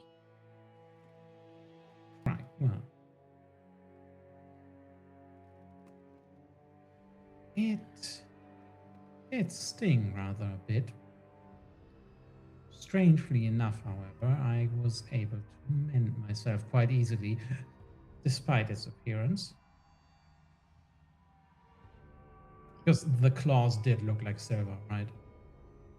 Like they looked essentially like, in gameplay terms, they should be doing aggravated damage, but didn't, if I understood that correctly. This thing is not at all how it seems. So, I do wonder, what did you find in the basement to draw it out? Honestly, we didn't find anything. We were coming back upstairs to look for you guys to see if you're puzzling might open the door or bring you guys downstairs to see if you can open something down there. Right. Well, there is something We're I not. want to check out anyway. Yeah. Where We're is clearly the... not the puzzling type. Elliot, where's the indent that the White King might potentially fit into? Your recollection, because to you this would have been like 10 minutes ago, Yeah. maybe a little bit longer depending on how long the chess puzzle took you, would be back in the staff room. Nope, the office. Back in the office. I believe we should be safe enough for now to pay the office another visit. I think this, he just holds up the White King, might answer some questions we have. Well, you haven't been wrong. Well, that's not true. You've been wrong once or twice. It's okay. You're a lot more correct than wrong. That is how I have survived so far. By the way, there was no sign of the hunter. No. No. She's lower. Lower? Yeah. I don't know how. That's why I was hoping you could open a door or something. You do seem rather preoccupied with her. Like, just, this is Christopher's idea of making small talk as we're walking. Yeah. Yeah.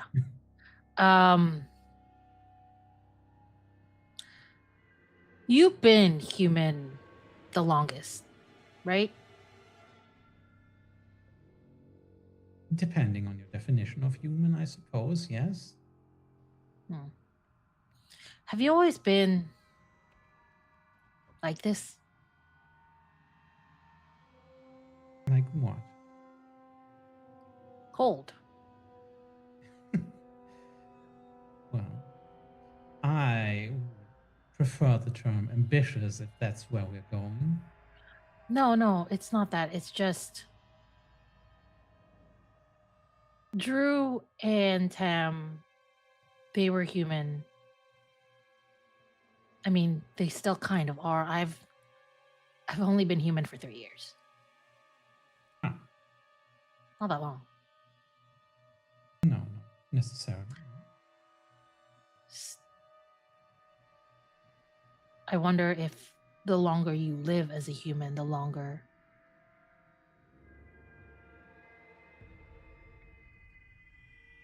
you might start not caring. Oh, it's not that I do not care. There is a mortal I keep under my care and protection. I have many plans for her. A student. Many plans.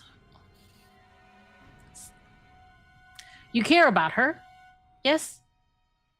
I care about harnessing her potential and her reaching that. Does she know? Oh, I don't think so. I believe to her I'm just the vice president of Mindset Ventures, who has given her a paid internship. But she has overcome much hardship. She comes from a rather disadvantaged, I would say, family to arrive at a prestigious education. These know, are the Chris- people that I reserve my care for. Hmm. It's you I expect do with your pack. Although you do also seem to care so much about the huntress. Even though she would likely kill you if the chance. I care about humans. Why, I wonder? You I were an used to be. animal. I used. Let's say that they took care of me for a long time. Does Christopher understand what that means? I think Christopher has time to think about it as you Yeah. two reach the office. It's not super far from where you were. And before we get to you guys opening whatever weird door was in here, Tam, Drew, and Lewis, you are still in the lower floor. Drew's getting clothes on. But you three She have does have to leave the room for a minute to go fetch the cowboy boots. She comes back in, hopping, trying to get the boots back on. She's looking at Tam before she turns to Lewis and was like, I was hoping you and I would have a private conversation. That's fine. Tam knows too much about me, including incidents that keep coming up. But I suppose you could know a little bit about me too. So I don't hold near as much hatred for, well, just about anyone, which most people find shocking given that where I'm from and stuff, and a lot of people there do a lot of hating just for fun. But it was a hunter, helped me solve the problem with my daddy. That's where I got this from. That man was not a good man. And I can't say that I've got immediate hatred for people who do go around saving people. There are bad things, and there are bad people who have a lot more strength than they should. So, I don't got hatred in my heart for you, especially because what you were doing, just learning. And I don't hold it against you that you got weapons useful on things that are much stronger than you. Where I come from, we call that stand your ground. So, I'm gonna be putting myself between you and anyone who's got any sort of problem till you got a problem with me. And let me tell you, I am the largest person in any given room I ever walk into, and I can be the biggest problem too. So, as long as you behave, I'll behave. Capiche? Perfectly understood. All right. I appreciate you sharing that with me. So, look, that's why I say, ain't nothing a monolith. I've met just as awful werewolves as I've met people, and I've met some pretty decent vampires. You know, anyone can be your friend as long as you can get past a lot of preconceived notions that certain things will try to put in your head. But no one's a problem until they make themselves a problem, and then that problem gets solved. Now tell me about your friend. I didn't get a good whiff of her. I can at least kind of suss it out. But this is going to be a real weird question, especially because you're a feller and probably don't know this. Does she wear perfume? Does she use scented self-care products? Is there a certain scent that you associate with her that I can try to get a track on? No, Araxie wasn't one for flowery things or anything in particular. She, to Tam's point, was one of the more aggressive type hunters. So anything that could potentially give away her location, she pretty much stayed away from. Honestly smart. I got another question, maybe, but once again, from my heritage and background. Would she disguise her scent with scents of other things? I think typically she would. But both of us coming here tonight, not knowing exactly what we were going to be up against. I don't think she prepared beforehand. I think the first time that thing popped out of the wall, it caught pretty much all of us by surprise. I think we were all caught a little flat-footed. But I do gotta ask. Look, there's just gotta be one little question here. Like, have any of y'all like soaked yourself in like werewolf monster or nothing? Like, I don't know. Like, I feel like that's something y'all would do. I mean, look, I've been deer hunting and I know what you do. So, just It's been used on occasions, but not tonight. sorry that you've ever had to be put through that, because I'll tell you, sometimes I swear they could smell my crotch from Colorado. Let's go on.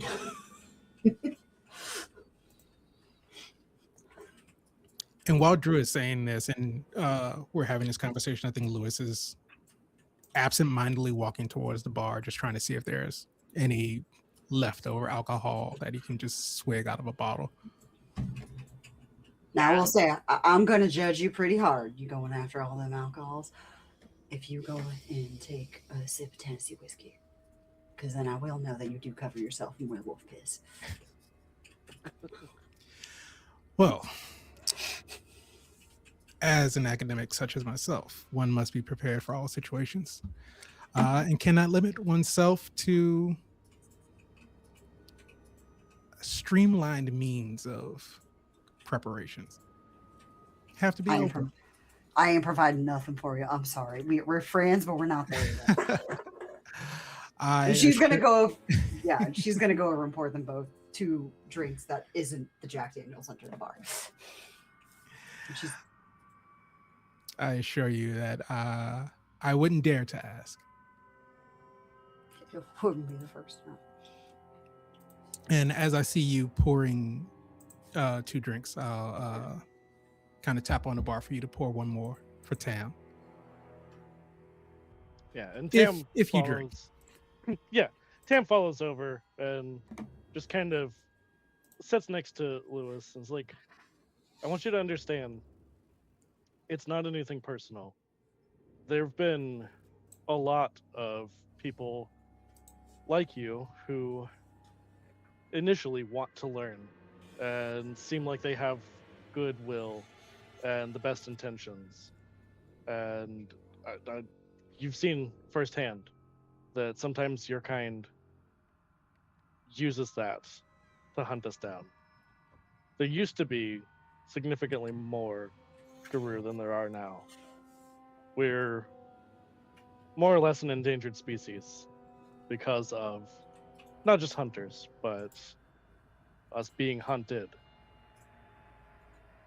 And my job within our pack and within our larger community is a spiritual leader, essentially. I commune with spirits. I am not quite the storyteller that our galliards are. You know, I'm not quite the lore keeper in that respect, but still, when you commune with the spirits and you see the evil, excuse me, there's a I'm sorry, garou I behind couldn't me. help myself.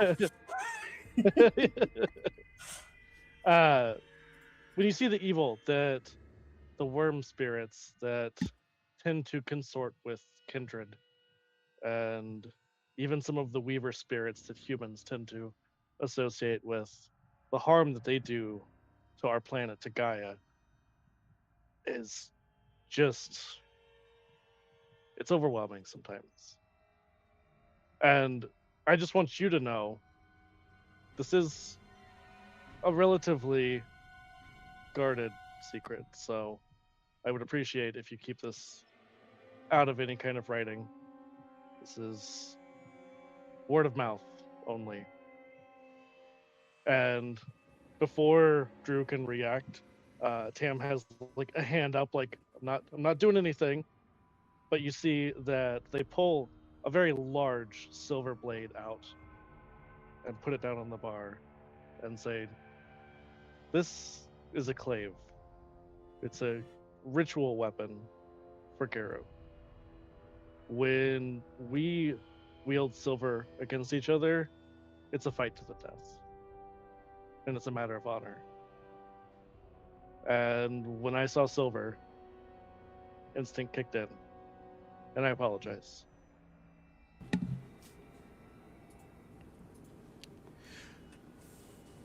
That's absolutely understandable.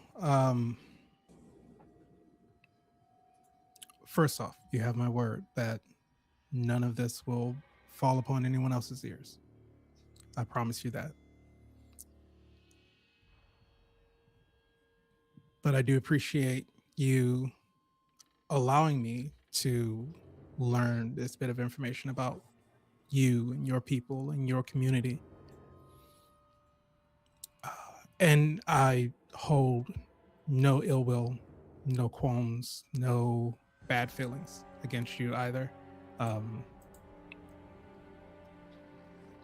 Instincts must be followed if one is to survive.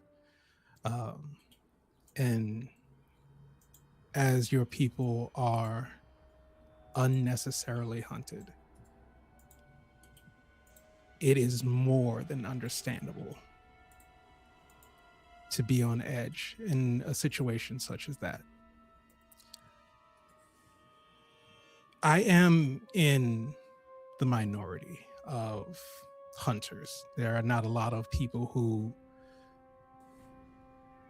understand why I even joined if I don't take enjoyment or even pride in killing, hurting, capturing. I mean, a lot of people say that I should, given the whole reason that I started hunting. But the world is awful enough as it is without me adding more violence to it.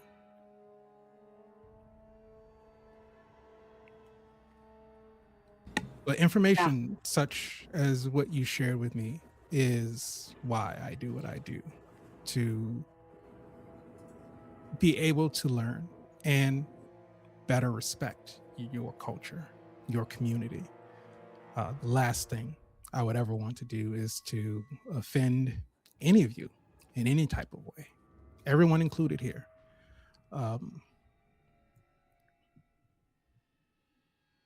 And as I said before, I do apologize. I was not aware the significance that a silver blade had in that way. I know what it's used for. I know its strengths, but it was not my intentions. If anything, I only wanted to help protect and to make sure that everyone stayed safe with this creature that's apparently coming after us for whatever reason. Sounds like you got a little more approach like me. I tend to do things without worrying about my own well-being, but it's usually because I'm worried about other people's well-being. I tend to be, well, in those moments when Silver gets pulled out and there's a fight to the death, I'm essentially the referee. I've always been the referee. So that's kind of my lot in life, trying to hear both sides of every story and breaking it up if I think everyone's being a little bit dramatic. So. And I'll give you a chance for last remarks as we shift back up to the office. Just for better understanding, Spider, how big is this knife? Looking at like about, if you say like this, probably about like that big. Okay. So Tam is going to just shift enough to like grow out their like index claw and take your knife and on the handle carve a little sigil and show you on their clave. This tells the story of every garou who has owned it. And now, your knife shows that you're a friend, as they've carved the garou glyph for friend.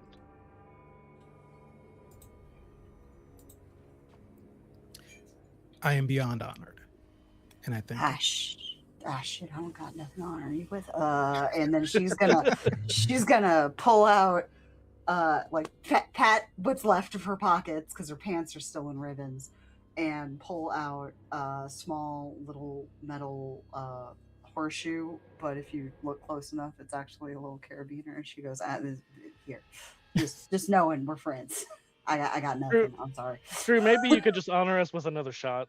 I mean, That works as well.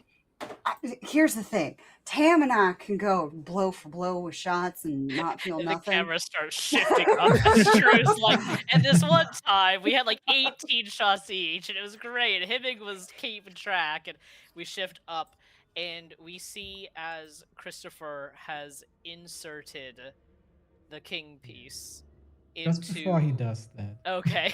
he's still slightly on the topic of Araxie. Just as he just inserts it, he just turns to Himik and says, "By the way, you know whatever will happen to her has likely already occurred." Probably. But if there's a chance that it hasn't, might as well. Right? Not when you have others to protect as well. Do you need protecting? I possibly do, honestly, although I think not as much as some others here, who do not heal from injuries quite so easily as I, or are less in control of themselves.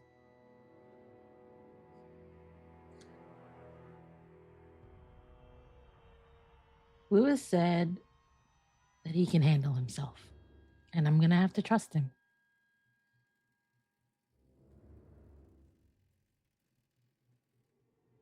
And Christopher inserts the White King in the indentation. There is a shifting, almost sliding as the indentation clicks and turns. And the entirety of whatever is in here turns around. It looks like some kind of small cabinet has been hidden in the wall here, maybe the size of an American high school locker, which again has no room of reference for. No, I have never seen an American movie that takes place in a high school. That's fair. Okay. It doesn't exist, really. Okay. All right, I gotta go, guys. You know, when you put it like that, that's fair.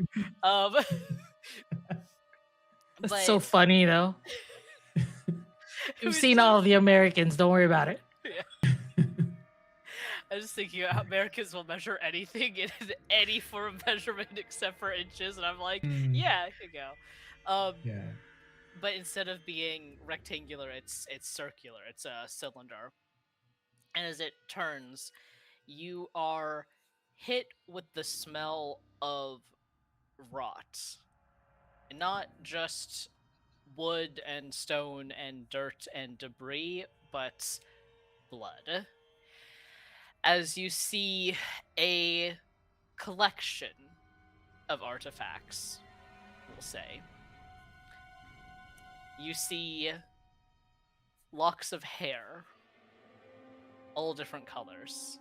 You see a singular woman's heeled shoe, bright blue, faded with time. You see a wristwatch. You see a bloody driver's license.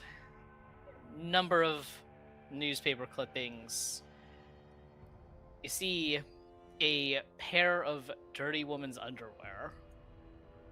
And amongst all this, you see a letter. We're going to start with the letter. I'll have Glaiza, if you can read this, you're going to want to scroll down to the helpful text there. I don't know if you read Latin. No, but I'm gonna try. Amo circe quod homines hoc quotidie preterant, nullam ideam habent, horroris quem preterant, non conant, de se solis cogitant, iorum egoismus et metus me incitant, si quaere, I don't know, quararant. Omnia invenerant, sed non facunt, non facient, num quam facient. Christopher, do you speak Latin? Do you speak Yeah, I was Latin? gonna say, Sweet. yeah, it's been a couple hundred years, but The good news is the language hasn't changed very much. yeah, it's gonna come back. He has during his time with the Catholic Church, he has definitely copied a lot of Latin, written in Latin. So at least he's going to at least piece it together from memory, to him. This basically, if you haven't spoken a language in a few years, but he did know it at some point, so he can read it probably, haltingly, but he can read it. Alright, you are fading out a little bit. I don't know if you're just moving your head a lot or something like that. But go ahead and check your Discord messages for me, Janis, when you have a second. Yeah, I will do that. Okay. And is my mic back? Yes. Because it looks fine in OBS. Okay. Christopher is going to just nod as he kind of reads this. I'm Fine. gonna look at him and I go, do you understand it? I believe I do. It has been a while. But what this seems to be, let me attempt a translation. I love knowing how many people walk by this every day. They have no idea the horror they brush by. They don't care. They only think about themselves. Their selfishness and fear fuels me. If they care to look, they'd find everything. But they don't. They won't. They never will. Huh. And we're gonna go ahead and read the first article of many articles that are in here. And I won't make you read all of them. We're gonna read the first one. I'm gonna have Spider, if you can go ahead and kick us off on this one. All right. July 1965. Missing children cause panic across town. Tragedy struck our small community last night as two Lisa Cogsworth and Tommy Oswald went missing while with their babysitter, Josephine Josie Suarez. According to witnesses, the three were at Arbor Park shortly before 5 p.m. as part of their usual routine. Several other families confirmed seeing the children playing with others as late as 5:32. Suarez claims that she did not leave the children unattended. She realized they were not present as of 5:45. She searched the park and enlisted the help of several other parents before finally calling the police at 6. Officer Mark Holland arrived on the scene shortly afterwards and conducted his own search. Tommy and Lisa were declared missing, and a full investigation began that evening. The entire town has been explored. At this point, we haven't ruled anything out, Police Chief William Peters stated in a statement released last night. We have requested aid from Colorado Springs Search and Rescue Specialist Team, he added, stating that the next step was to search the mountains in case the children wander into the wilderness. The mystery thickened when early in the morning, Tommy was found wandering around downtown Copperbed by a concerned citizen. While very little has been officially announced, sources say that he has experienced memory problems, but otherwise seems unhurt. Lisa, unfortunately, is still missing. If anything has any information, we are begging them to come forward. We just want Lisa to be safe, Harold Cosworth stated. The family is offering a $5,000 reward for any information that leads to her safe return.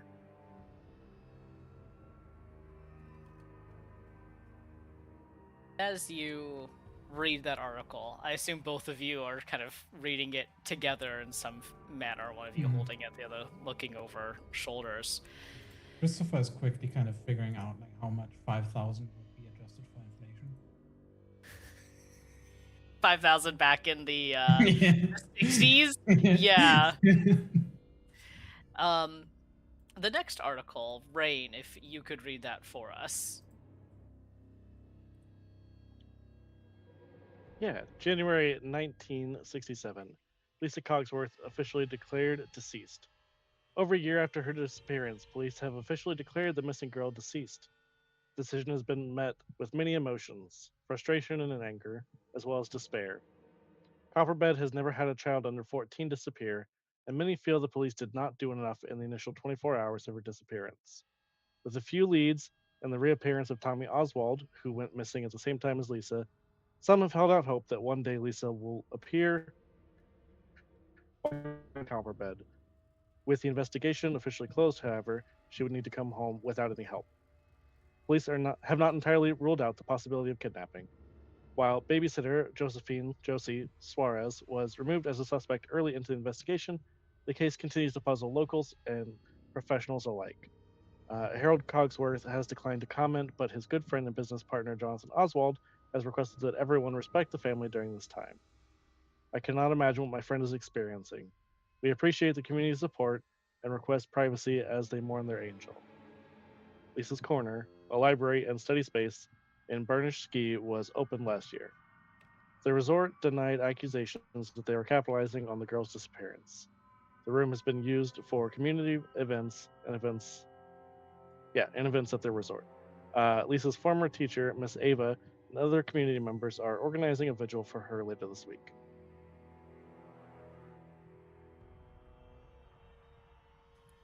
Another article summarizes the death of a Victoria Munoz, who was just recently elected Copperbed's mayor, in fact. And she and her family died in a tragic car accident on the way home from a camping trip. The article outlines questions on who will become mayor next, as the runner-up, a Jonathan Oswald, had been thoroughly defeated by her in the election, but was still second. Another article, I'll have Siobhan, if you could read this for us. The glasses. Just gonna let me totally true crime girly over here. Okay, let's go. Murder suicide shakes Copperbed's peaceful community. And I gotta get my glasses on to read the rest. At least I remembered to keep them on my desk today. July 1990. Police have confirmed that gunshots heard at Burnished Sky ski resort were caused by murder-suicide that took place in one of the honeymoon suites. Harold Cogsworth, one of the founders and co-owners of the resort, was killed by his wife, Cheryl Cogsworth. Early reports say that they were staying at the resort to mourn the anniversary of their daughter's disappearance.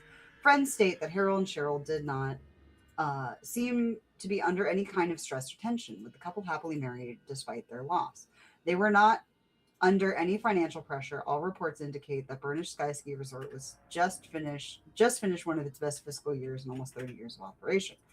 The police department had yet to release an official statement of the circumstances, but one source did say that Harold surprised his wife with the stay at the resort.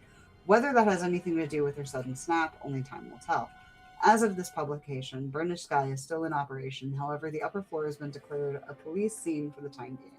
Burnished Sky Ski Resort and its management have declined any request for comment at this time. Copperbell Daily wishes to remind all readers that mental illness is real and assistance is within your reach. Call 411 to be connected to local resources for everything from food assistance to healthcare. There's a number of other articles. There's one that talks about Tommy Oswald taking over Burnished Sky Ski Resort after his father retired. there is one talking about Sammy Oswald's tragic death in a rock climbing accident that happened in the early 2000s.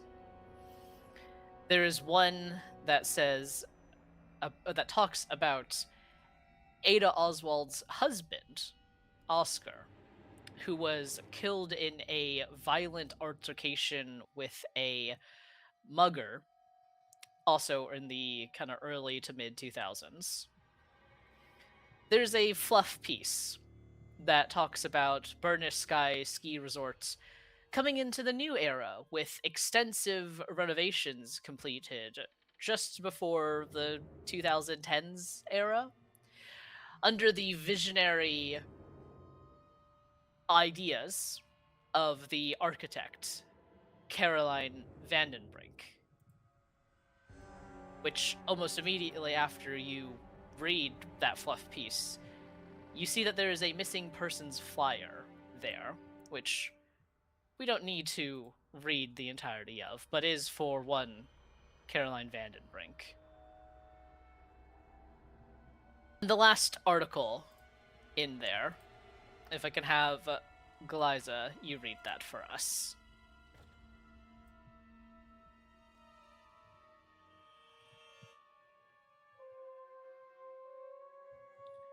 October 2012, Jonathan Oswald passes away at 82. The Oswald family announced early this morning that Jonathan Oswald, the family patriarch, has passed away. He is succeeded by his two living children, Thomas Tommy Oswald and Ada Oswald, as well as his wife, Brenda Brandy Oswald. Jonathan Oswald was a decisive figure in Copperbed and Colorado as a whole. The third son of his family, he attended Denver University where he met Harold Cogsworth. The two pooled their resources and business knowledge and found Burnished Sky Ski Resort in 1962. While the resort has been under ownership of his son for some time, locals still associate it with Jonathan's legacy. Outside of his business, Jonathan was also a great philanthropist who helped found Copperbed's Little League team, hosted annual charity events, and donated personal funds to those in need. Few will have forgotten when he gave $100,000 of personal funds to the Wildfire Recovery Fund in 2002. While he may not have been successful in the political field, his 1984 mayoral bid ended in defeat. He was still influential, and his legacy will forever be remembered in Copperbed. His family has requested that any gifts instead be donated to the Copperbed Animal Shelter, a cause that Jonathan was particularly passionate about in his later years. All right. What are you doing with those animals, sir? That is the quick summary of what you find in this cabinet.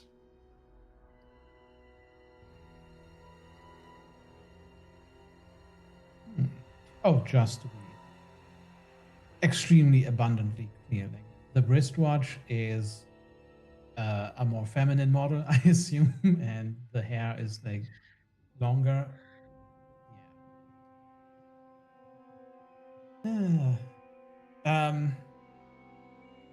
Do we see how far back this one goes? How far back the wall goes? How far back the like? So how old does this?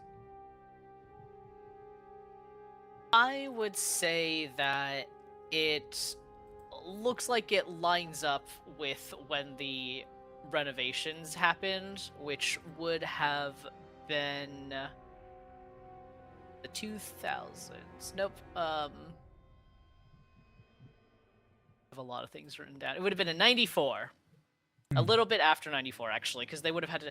let's say 96. Some stuff has obviously been added to here since then. Yeah.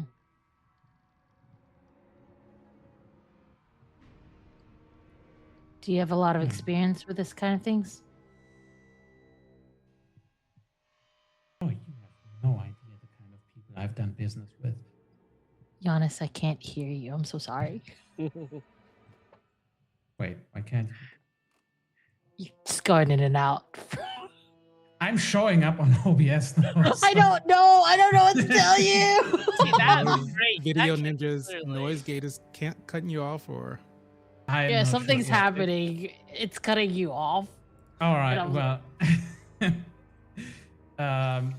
Just be mad every time and all talk right, yeah. like I'm So telling you, I just going- can't hear you at I'm all. going to just start eating my mic now, and I'm just going to turn my levels up, which you complained about before. But I'm going to be. What was I even going to say? Okay, yeah, he just looks at him and says, Go ahead.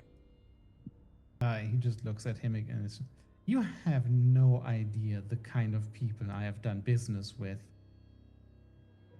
But this is still a lot.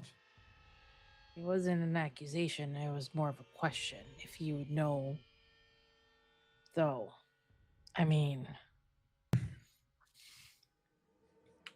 I've been told that Kindred, well, not very nice things about them. And What niceties do you expect? We do you want to haven't hear. really convinced me otherwise. Well, I can mean, most likely convince you that if I were given to such predilections as whoever did this, which perhaps we can call him Thomas as a little bit of a working theory, I would probably The not kid? still be around. I think it's The been a surviving while since child? he was a kid. Well, You mean the one that came back while two women disappeared? Yes, I do think so.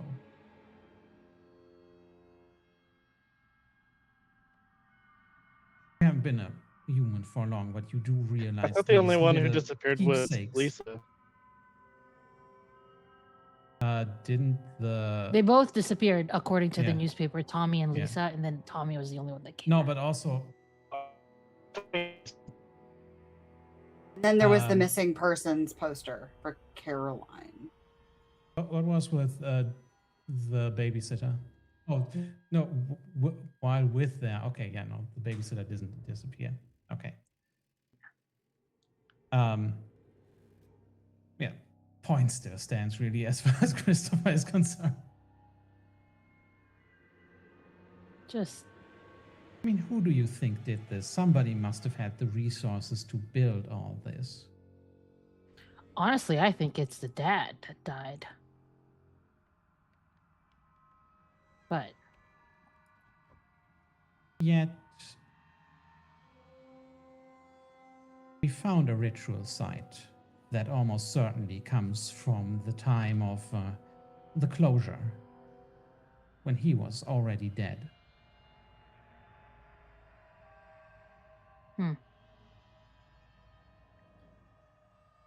And the disappearances have continued. Christopher, when did you die? Oh, never. So far. Yes, but you died. You mean once. when I became something more Sure. than I was? Now, as I It was a mentioned, I'm long not. time ago. As I mentioned, I'm not a puzzly person, but could it be that Jonathan didn't actually die?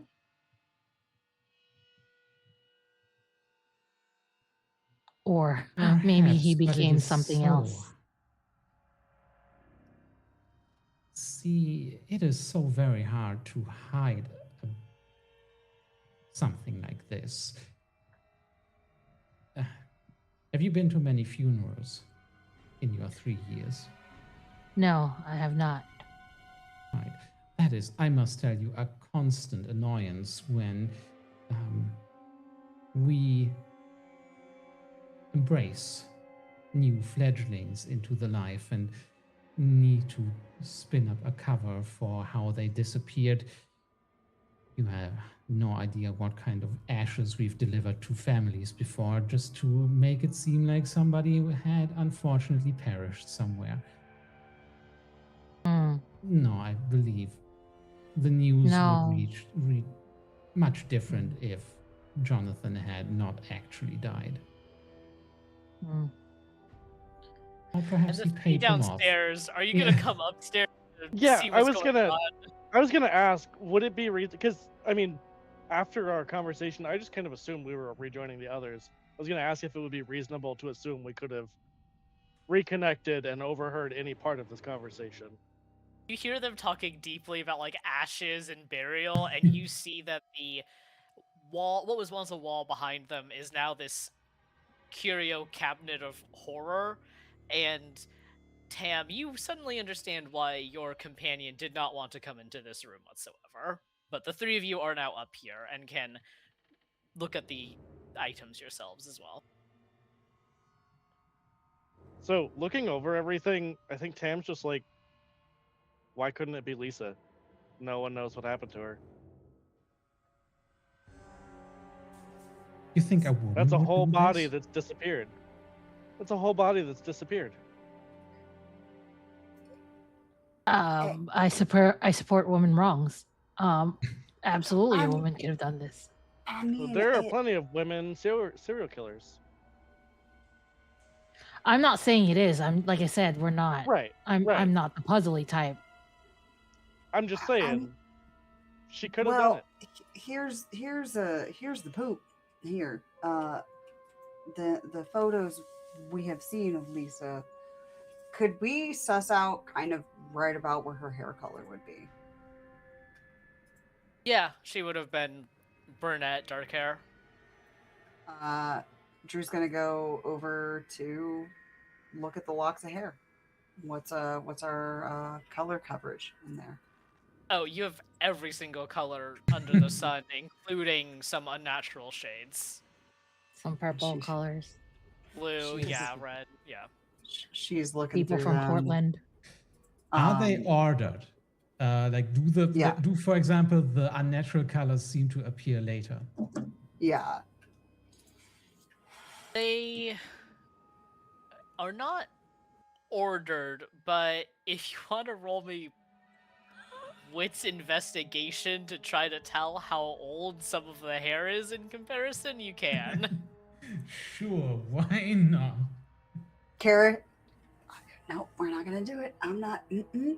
I need to click away all the handouts so I can find my character sheet. You're welcome. Don't lick it. Don't lick it, Drew. No, there's just no. This keratin I mean, does we have do a know natural that Christopher decomposition and process. Drew are both lickers, so I think there's only a single. No. That's why we friends. No. That's why we're friends. No.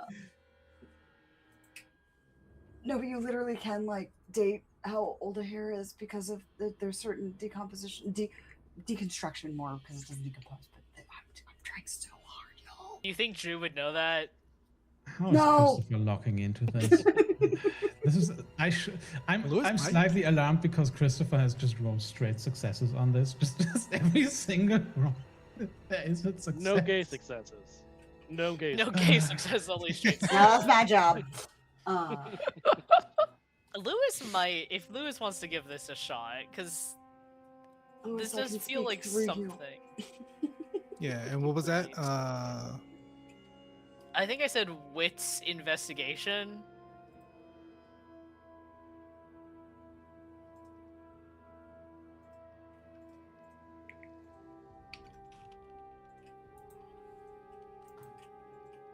I mean, yeah. So, Christopher, you're starting to, like, come up with a rough order of age for the hair. I don't know if you're touching it necessarily, but you could lay out the locks if you so desired. And no. Oh no. Okay. He's gonna let somebody else touch it. and Drew will do Lewis- it on your instruction if you tell her. Which Oh order no, he's you not want it. instructing. He just kind of points at them. That could be this time. Just kind of mapping them to the decades he's been alive. Yeah. And Lewis, you are able to also get that information and also tell like a little bit more precisely. For the most part, these do seem to start in the late 90s and go into like the early 2000s-ish. It doesn't look like any of them are older than... Or sorry, the oldest would probably have been about, like... Assuming today is 2026. We're saying today is 2026. Probably nothing from the 2020s or even the mid-aughts, so nothing past, like, 2015. The oldest does seem to predate when this was built by a fair margin. We'll say by somewhere from 5 to 10 years. So whatever that was, it was important enough for whoever had it to carry it around for a while, we'll say. But none of these are old enough to match what could have been Lisa's hair, assuming Lisa did go missing in the 60s and did not come back or anything like that.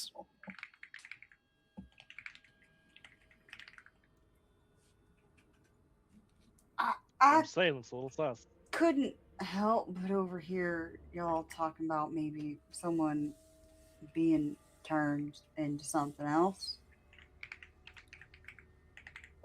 What if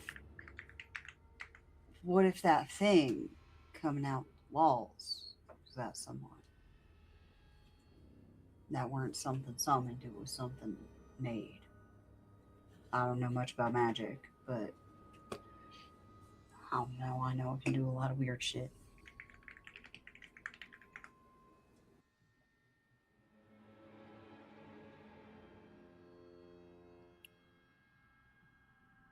And I know a lot of monsters need to be fed.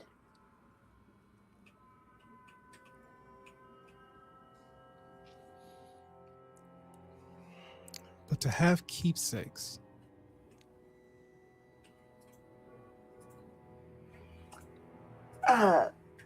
He might have better insight into this, but I do know at least certain keepers of certain animals do keep logs of what they've been eating in case something goes awry. I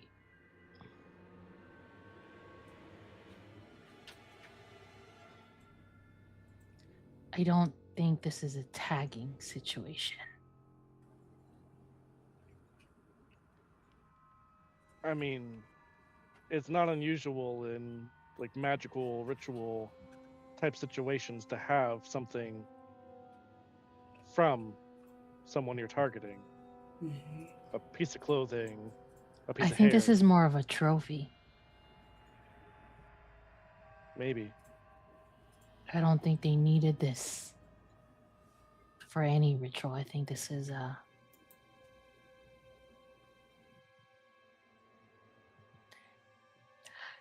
You know when we spent all night watching Forensic Files? Yeah, well, that's just Tuesday. Yeah.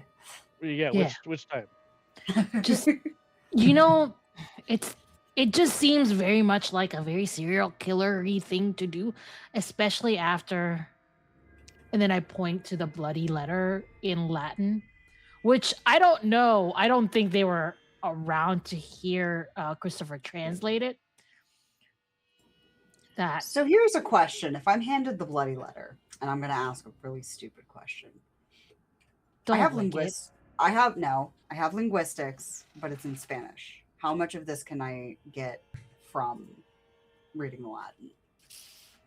I mean, you can recognize it's in Latin. I think Lewis honestly probably knows Latin. Like, I'm gonna get as a professor of your subject matter, you've probably picked it up. Will happily retranslate it. yeah, I would have probably come across it. But yeah, if Christopher's happy to read or at least summarize what he read. Yeah, just more of a she looks at it and maybe like pulls a word or two out kind of thing, going, oh, okay. And I will put it in our public Discord so that everyone can look at it and not have to rely on Janis repeating it 8 times. Mhm.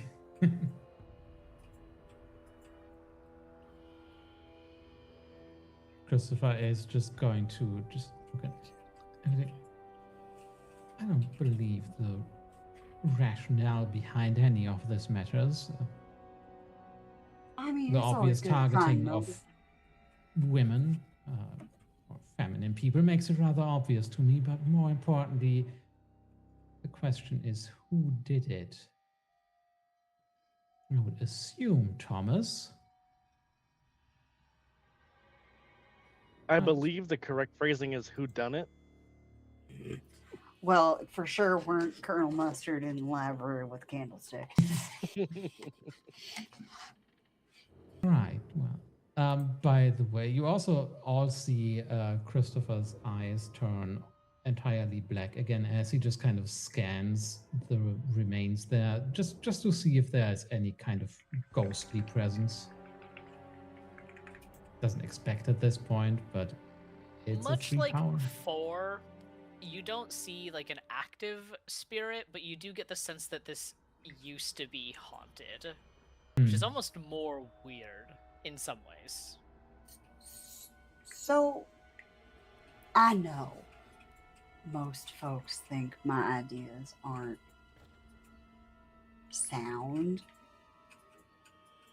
but I think all this got something to do with all that we fought. And I want to know how connected that is. But I'm going to tell y'all my idea first so we can make preparations, perhaps, too, if something gets pissed off. Well, I just had a Uh, thought. I know, surprise, right? That's less shocking than me. What I could augur and try to find the author of this letter. That And work if they ain't alive?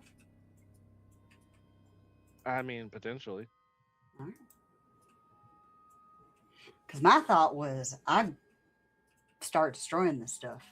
See if whatever is I haunting the had a wall rather gets similar mad idea. about it.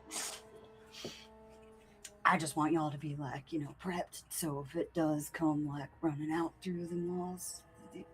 I do believe that whatever has taken issue with our presence might be a guardian left behind as the place was shut down. Otherwise, the ritual side we discovered would have been discovered previously anyway. So I believe that might have been left when the place was closed. So, Mr. Chris, I'm thinking you're thinking what I'm thinking. That maybe we start disrespecting our surroundings and see if we can make it show up. Or maybe these things are what's binding it here.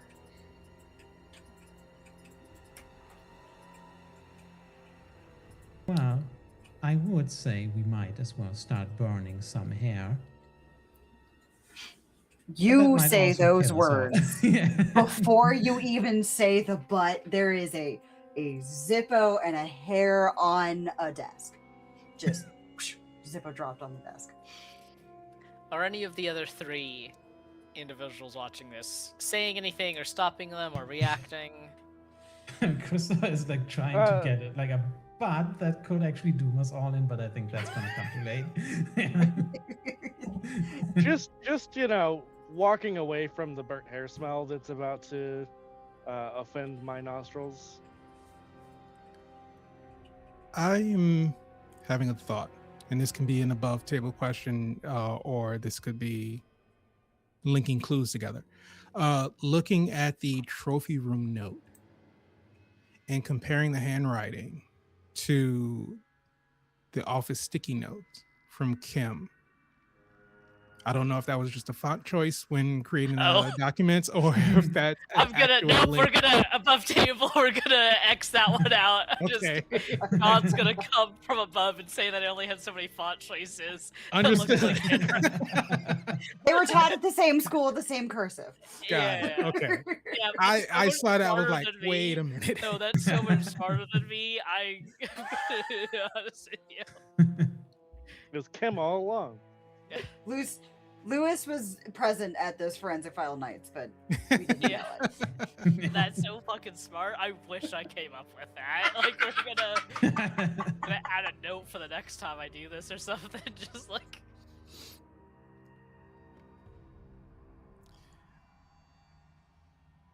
I think in that case, Lewis is just kind of at a loss, just trying to like marry up dates, marry up events, and just trying to like go through this whole timeline. Probably not even really paying too much attention to what Drew and Christopher is doing, just trying to map everything out in his head. I think, yeah, when Drew gets her hands into the evidence, as it were, hands every piece of paper to Lewis, grabs the hairs and throws one lockdown and then the Zippo. There is a moment where she hands papers to Lewis before she starts setting shit on fire. Hey, Lewis, maybe you come out here with us and maybe get, your pew pew ready. Just in case. As Tam Never. is pulling their clave out slowly. I will heed your word, and I will gather just a couple papers and just kind of fold them up and like stuff them in my pockets and slowly back out of the room. Then Himig, are you going to do anything as the first hairs are getting set on fire? Honestly, I'm gonna wait outside. This is some weird human shit, and I'm kind of a little bit done with it. And I'm mostly gonna be like thinking about what I asked Christopher. I'm like, if I continue to be human, am I gonna be like this? Fuck. I need to turn into a Tamaro and stay that way forever. That's the thought that is going through Himig's mind right now.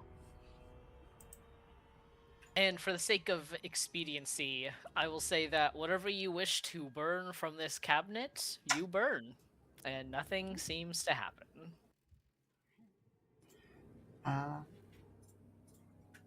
Yeah, all the locks of hair, the shoe,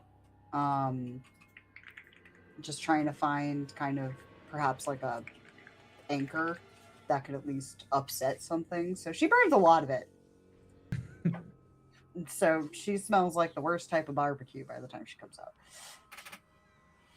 out. She goes, And then well, I guess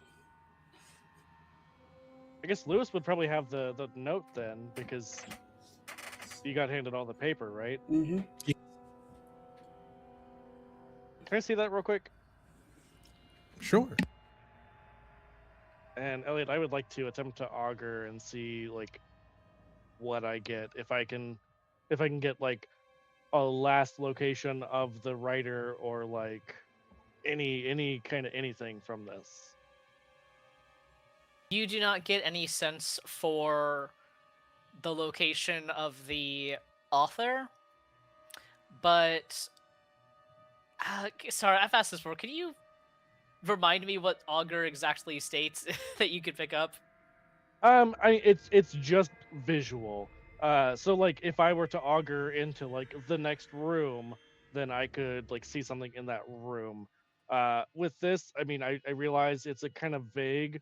I'm just trying to get in like focusing on like, okay, where is the writer? Where like, something related to this, like whatever I can get from it. Roll me just a plain occult roll, which I know is a bit odd. Okay. But yeah, whatever dice you have in occult for me. I mean, it's my best skill, so. I'm not at all upset about that.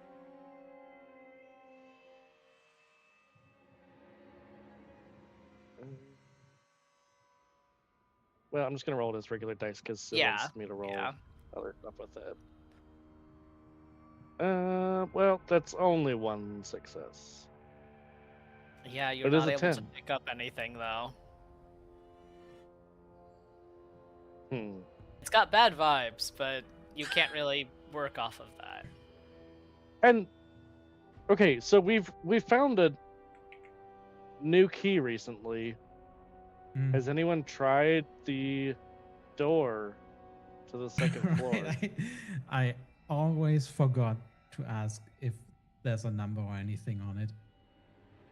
And I wanted to ask multiple times, but I always forgot. We got a little busy, to be fair. You did get attacked. The number, it says it's a number and a letter, and this one would be for H2. Well, shall we? I think that's about the only other place we can go besides the basement. I don't know that that's going to do us a whole lot of good right now. I assume there's something in the basement that needs to be opened somewhere else, by the logic that this place seems to operate by, and considering that Araxie seems to be hidden even deeper. Yeah, video game logic does dictate you got to go upstairs to go downstairs, to go back upstairs. Video games teach you that. Yeah, Interesting. I should Silent Hill. play one mostly. day. Yeah, you know, I think you'd really enjoy Silent Hill. Not even gonna lie. Maybe a little too much, actually. Where are you going, Christopher? To the room that the key will open, which I Which cannot is- figure that H2. Hopefully where the key wouldn't go in before. You've Wait, then- already unlocked all of the guest rooms on the main floor. Yeah, then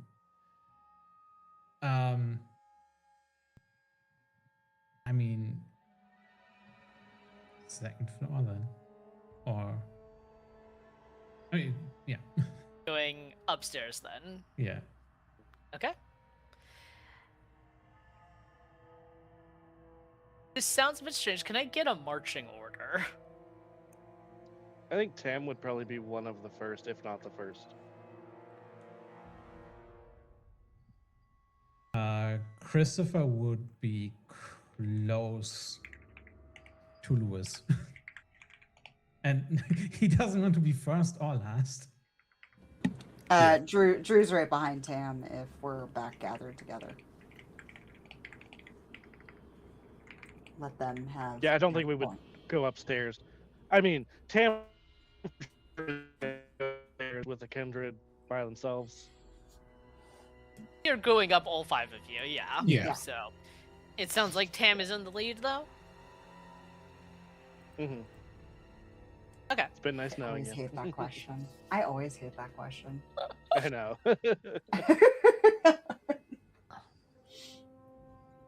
As Tam goes upstairs, as all of you go upstairs, I should say, the lights are, like the rest of the building, not working in here, but there are large glass windows, ceiling to floor windows that let in just the faintest hints of moonlight. You can see snow slamming against the glass, ice even, as hail has started to come down. And it's kind of a minor miracle that the windows haven't broken yet. And Tam, you are the first to step onto this landing, and as your foot connects, you suddenly are no longer yourself. You are seeing things through another person's eyes, you feel this horrible sense of stress and of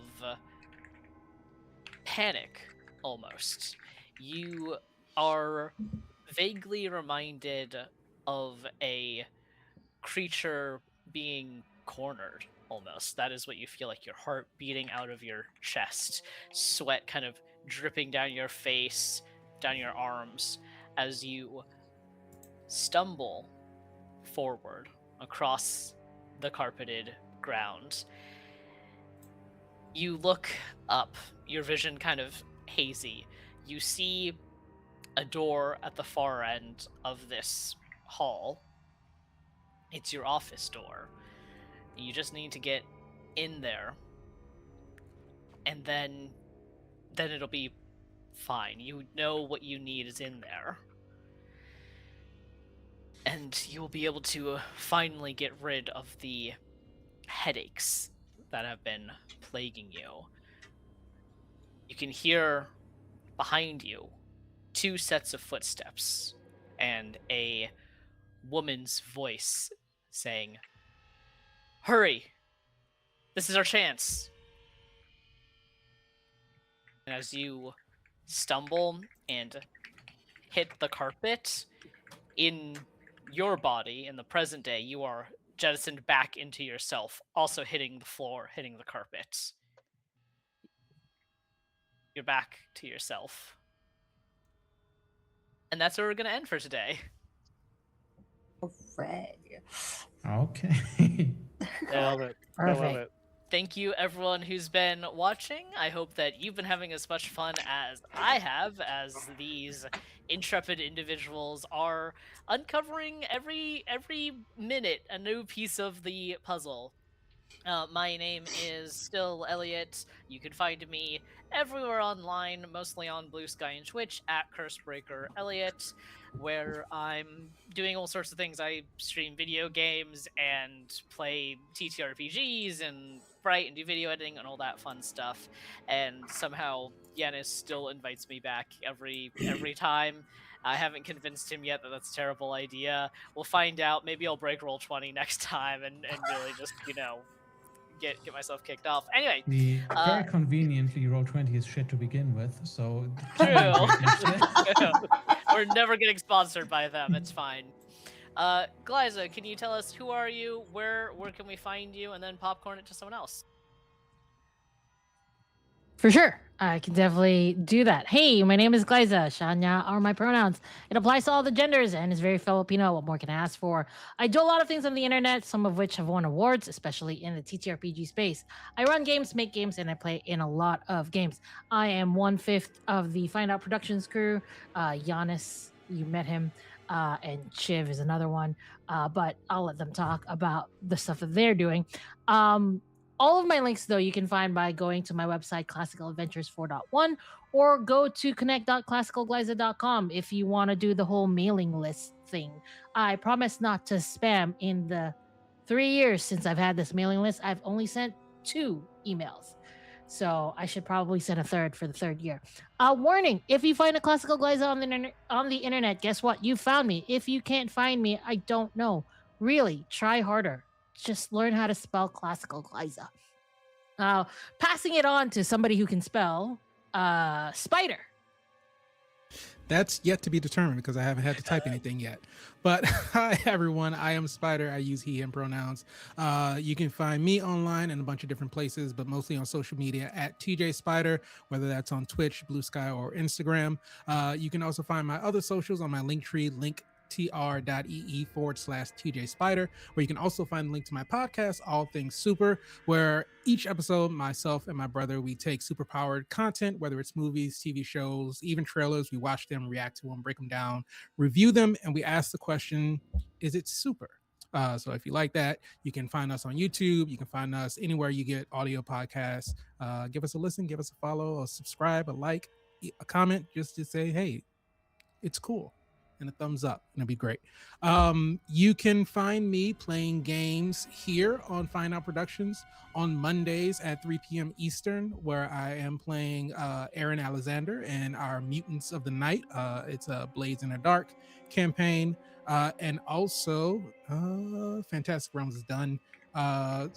This Sunday, I'll also be on Find Out Productions with Janis. We're doing Spin to Find Out, which is going to be amazing because we're spinning a wheel to find out what actual system we're going to be playing. So that's going to be a lot of fun, and I can't wait to be able to do that because I have no idea what I'm getting into. So I am immensely excited. But speaking of Janis, I will popcorn it over to you. Yeah. Hi, I'm Janis, he, him. I have played Christopher, also he, him. Christopher is still alive, which is... well... He's becoming a bit more convinced of his theories and might just overextend a little bit. I was surprised that burning the keepsakes didn't do anything to us. I was fully ready to just say, okay, Drew and Christopher die here, and that would have been fine, probably. What else about me? I can't remember my own Nightbot command, apparently. That's fine. I am going to be back on the internet tomorrow. First here for more Stardew Valley, where I am married to the mines. I really had no choice. I am the first member of my family for several generations that hasn't actually worked in a mine in real life, and so now I have to do it.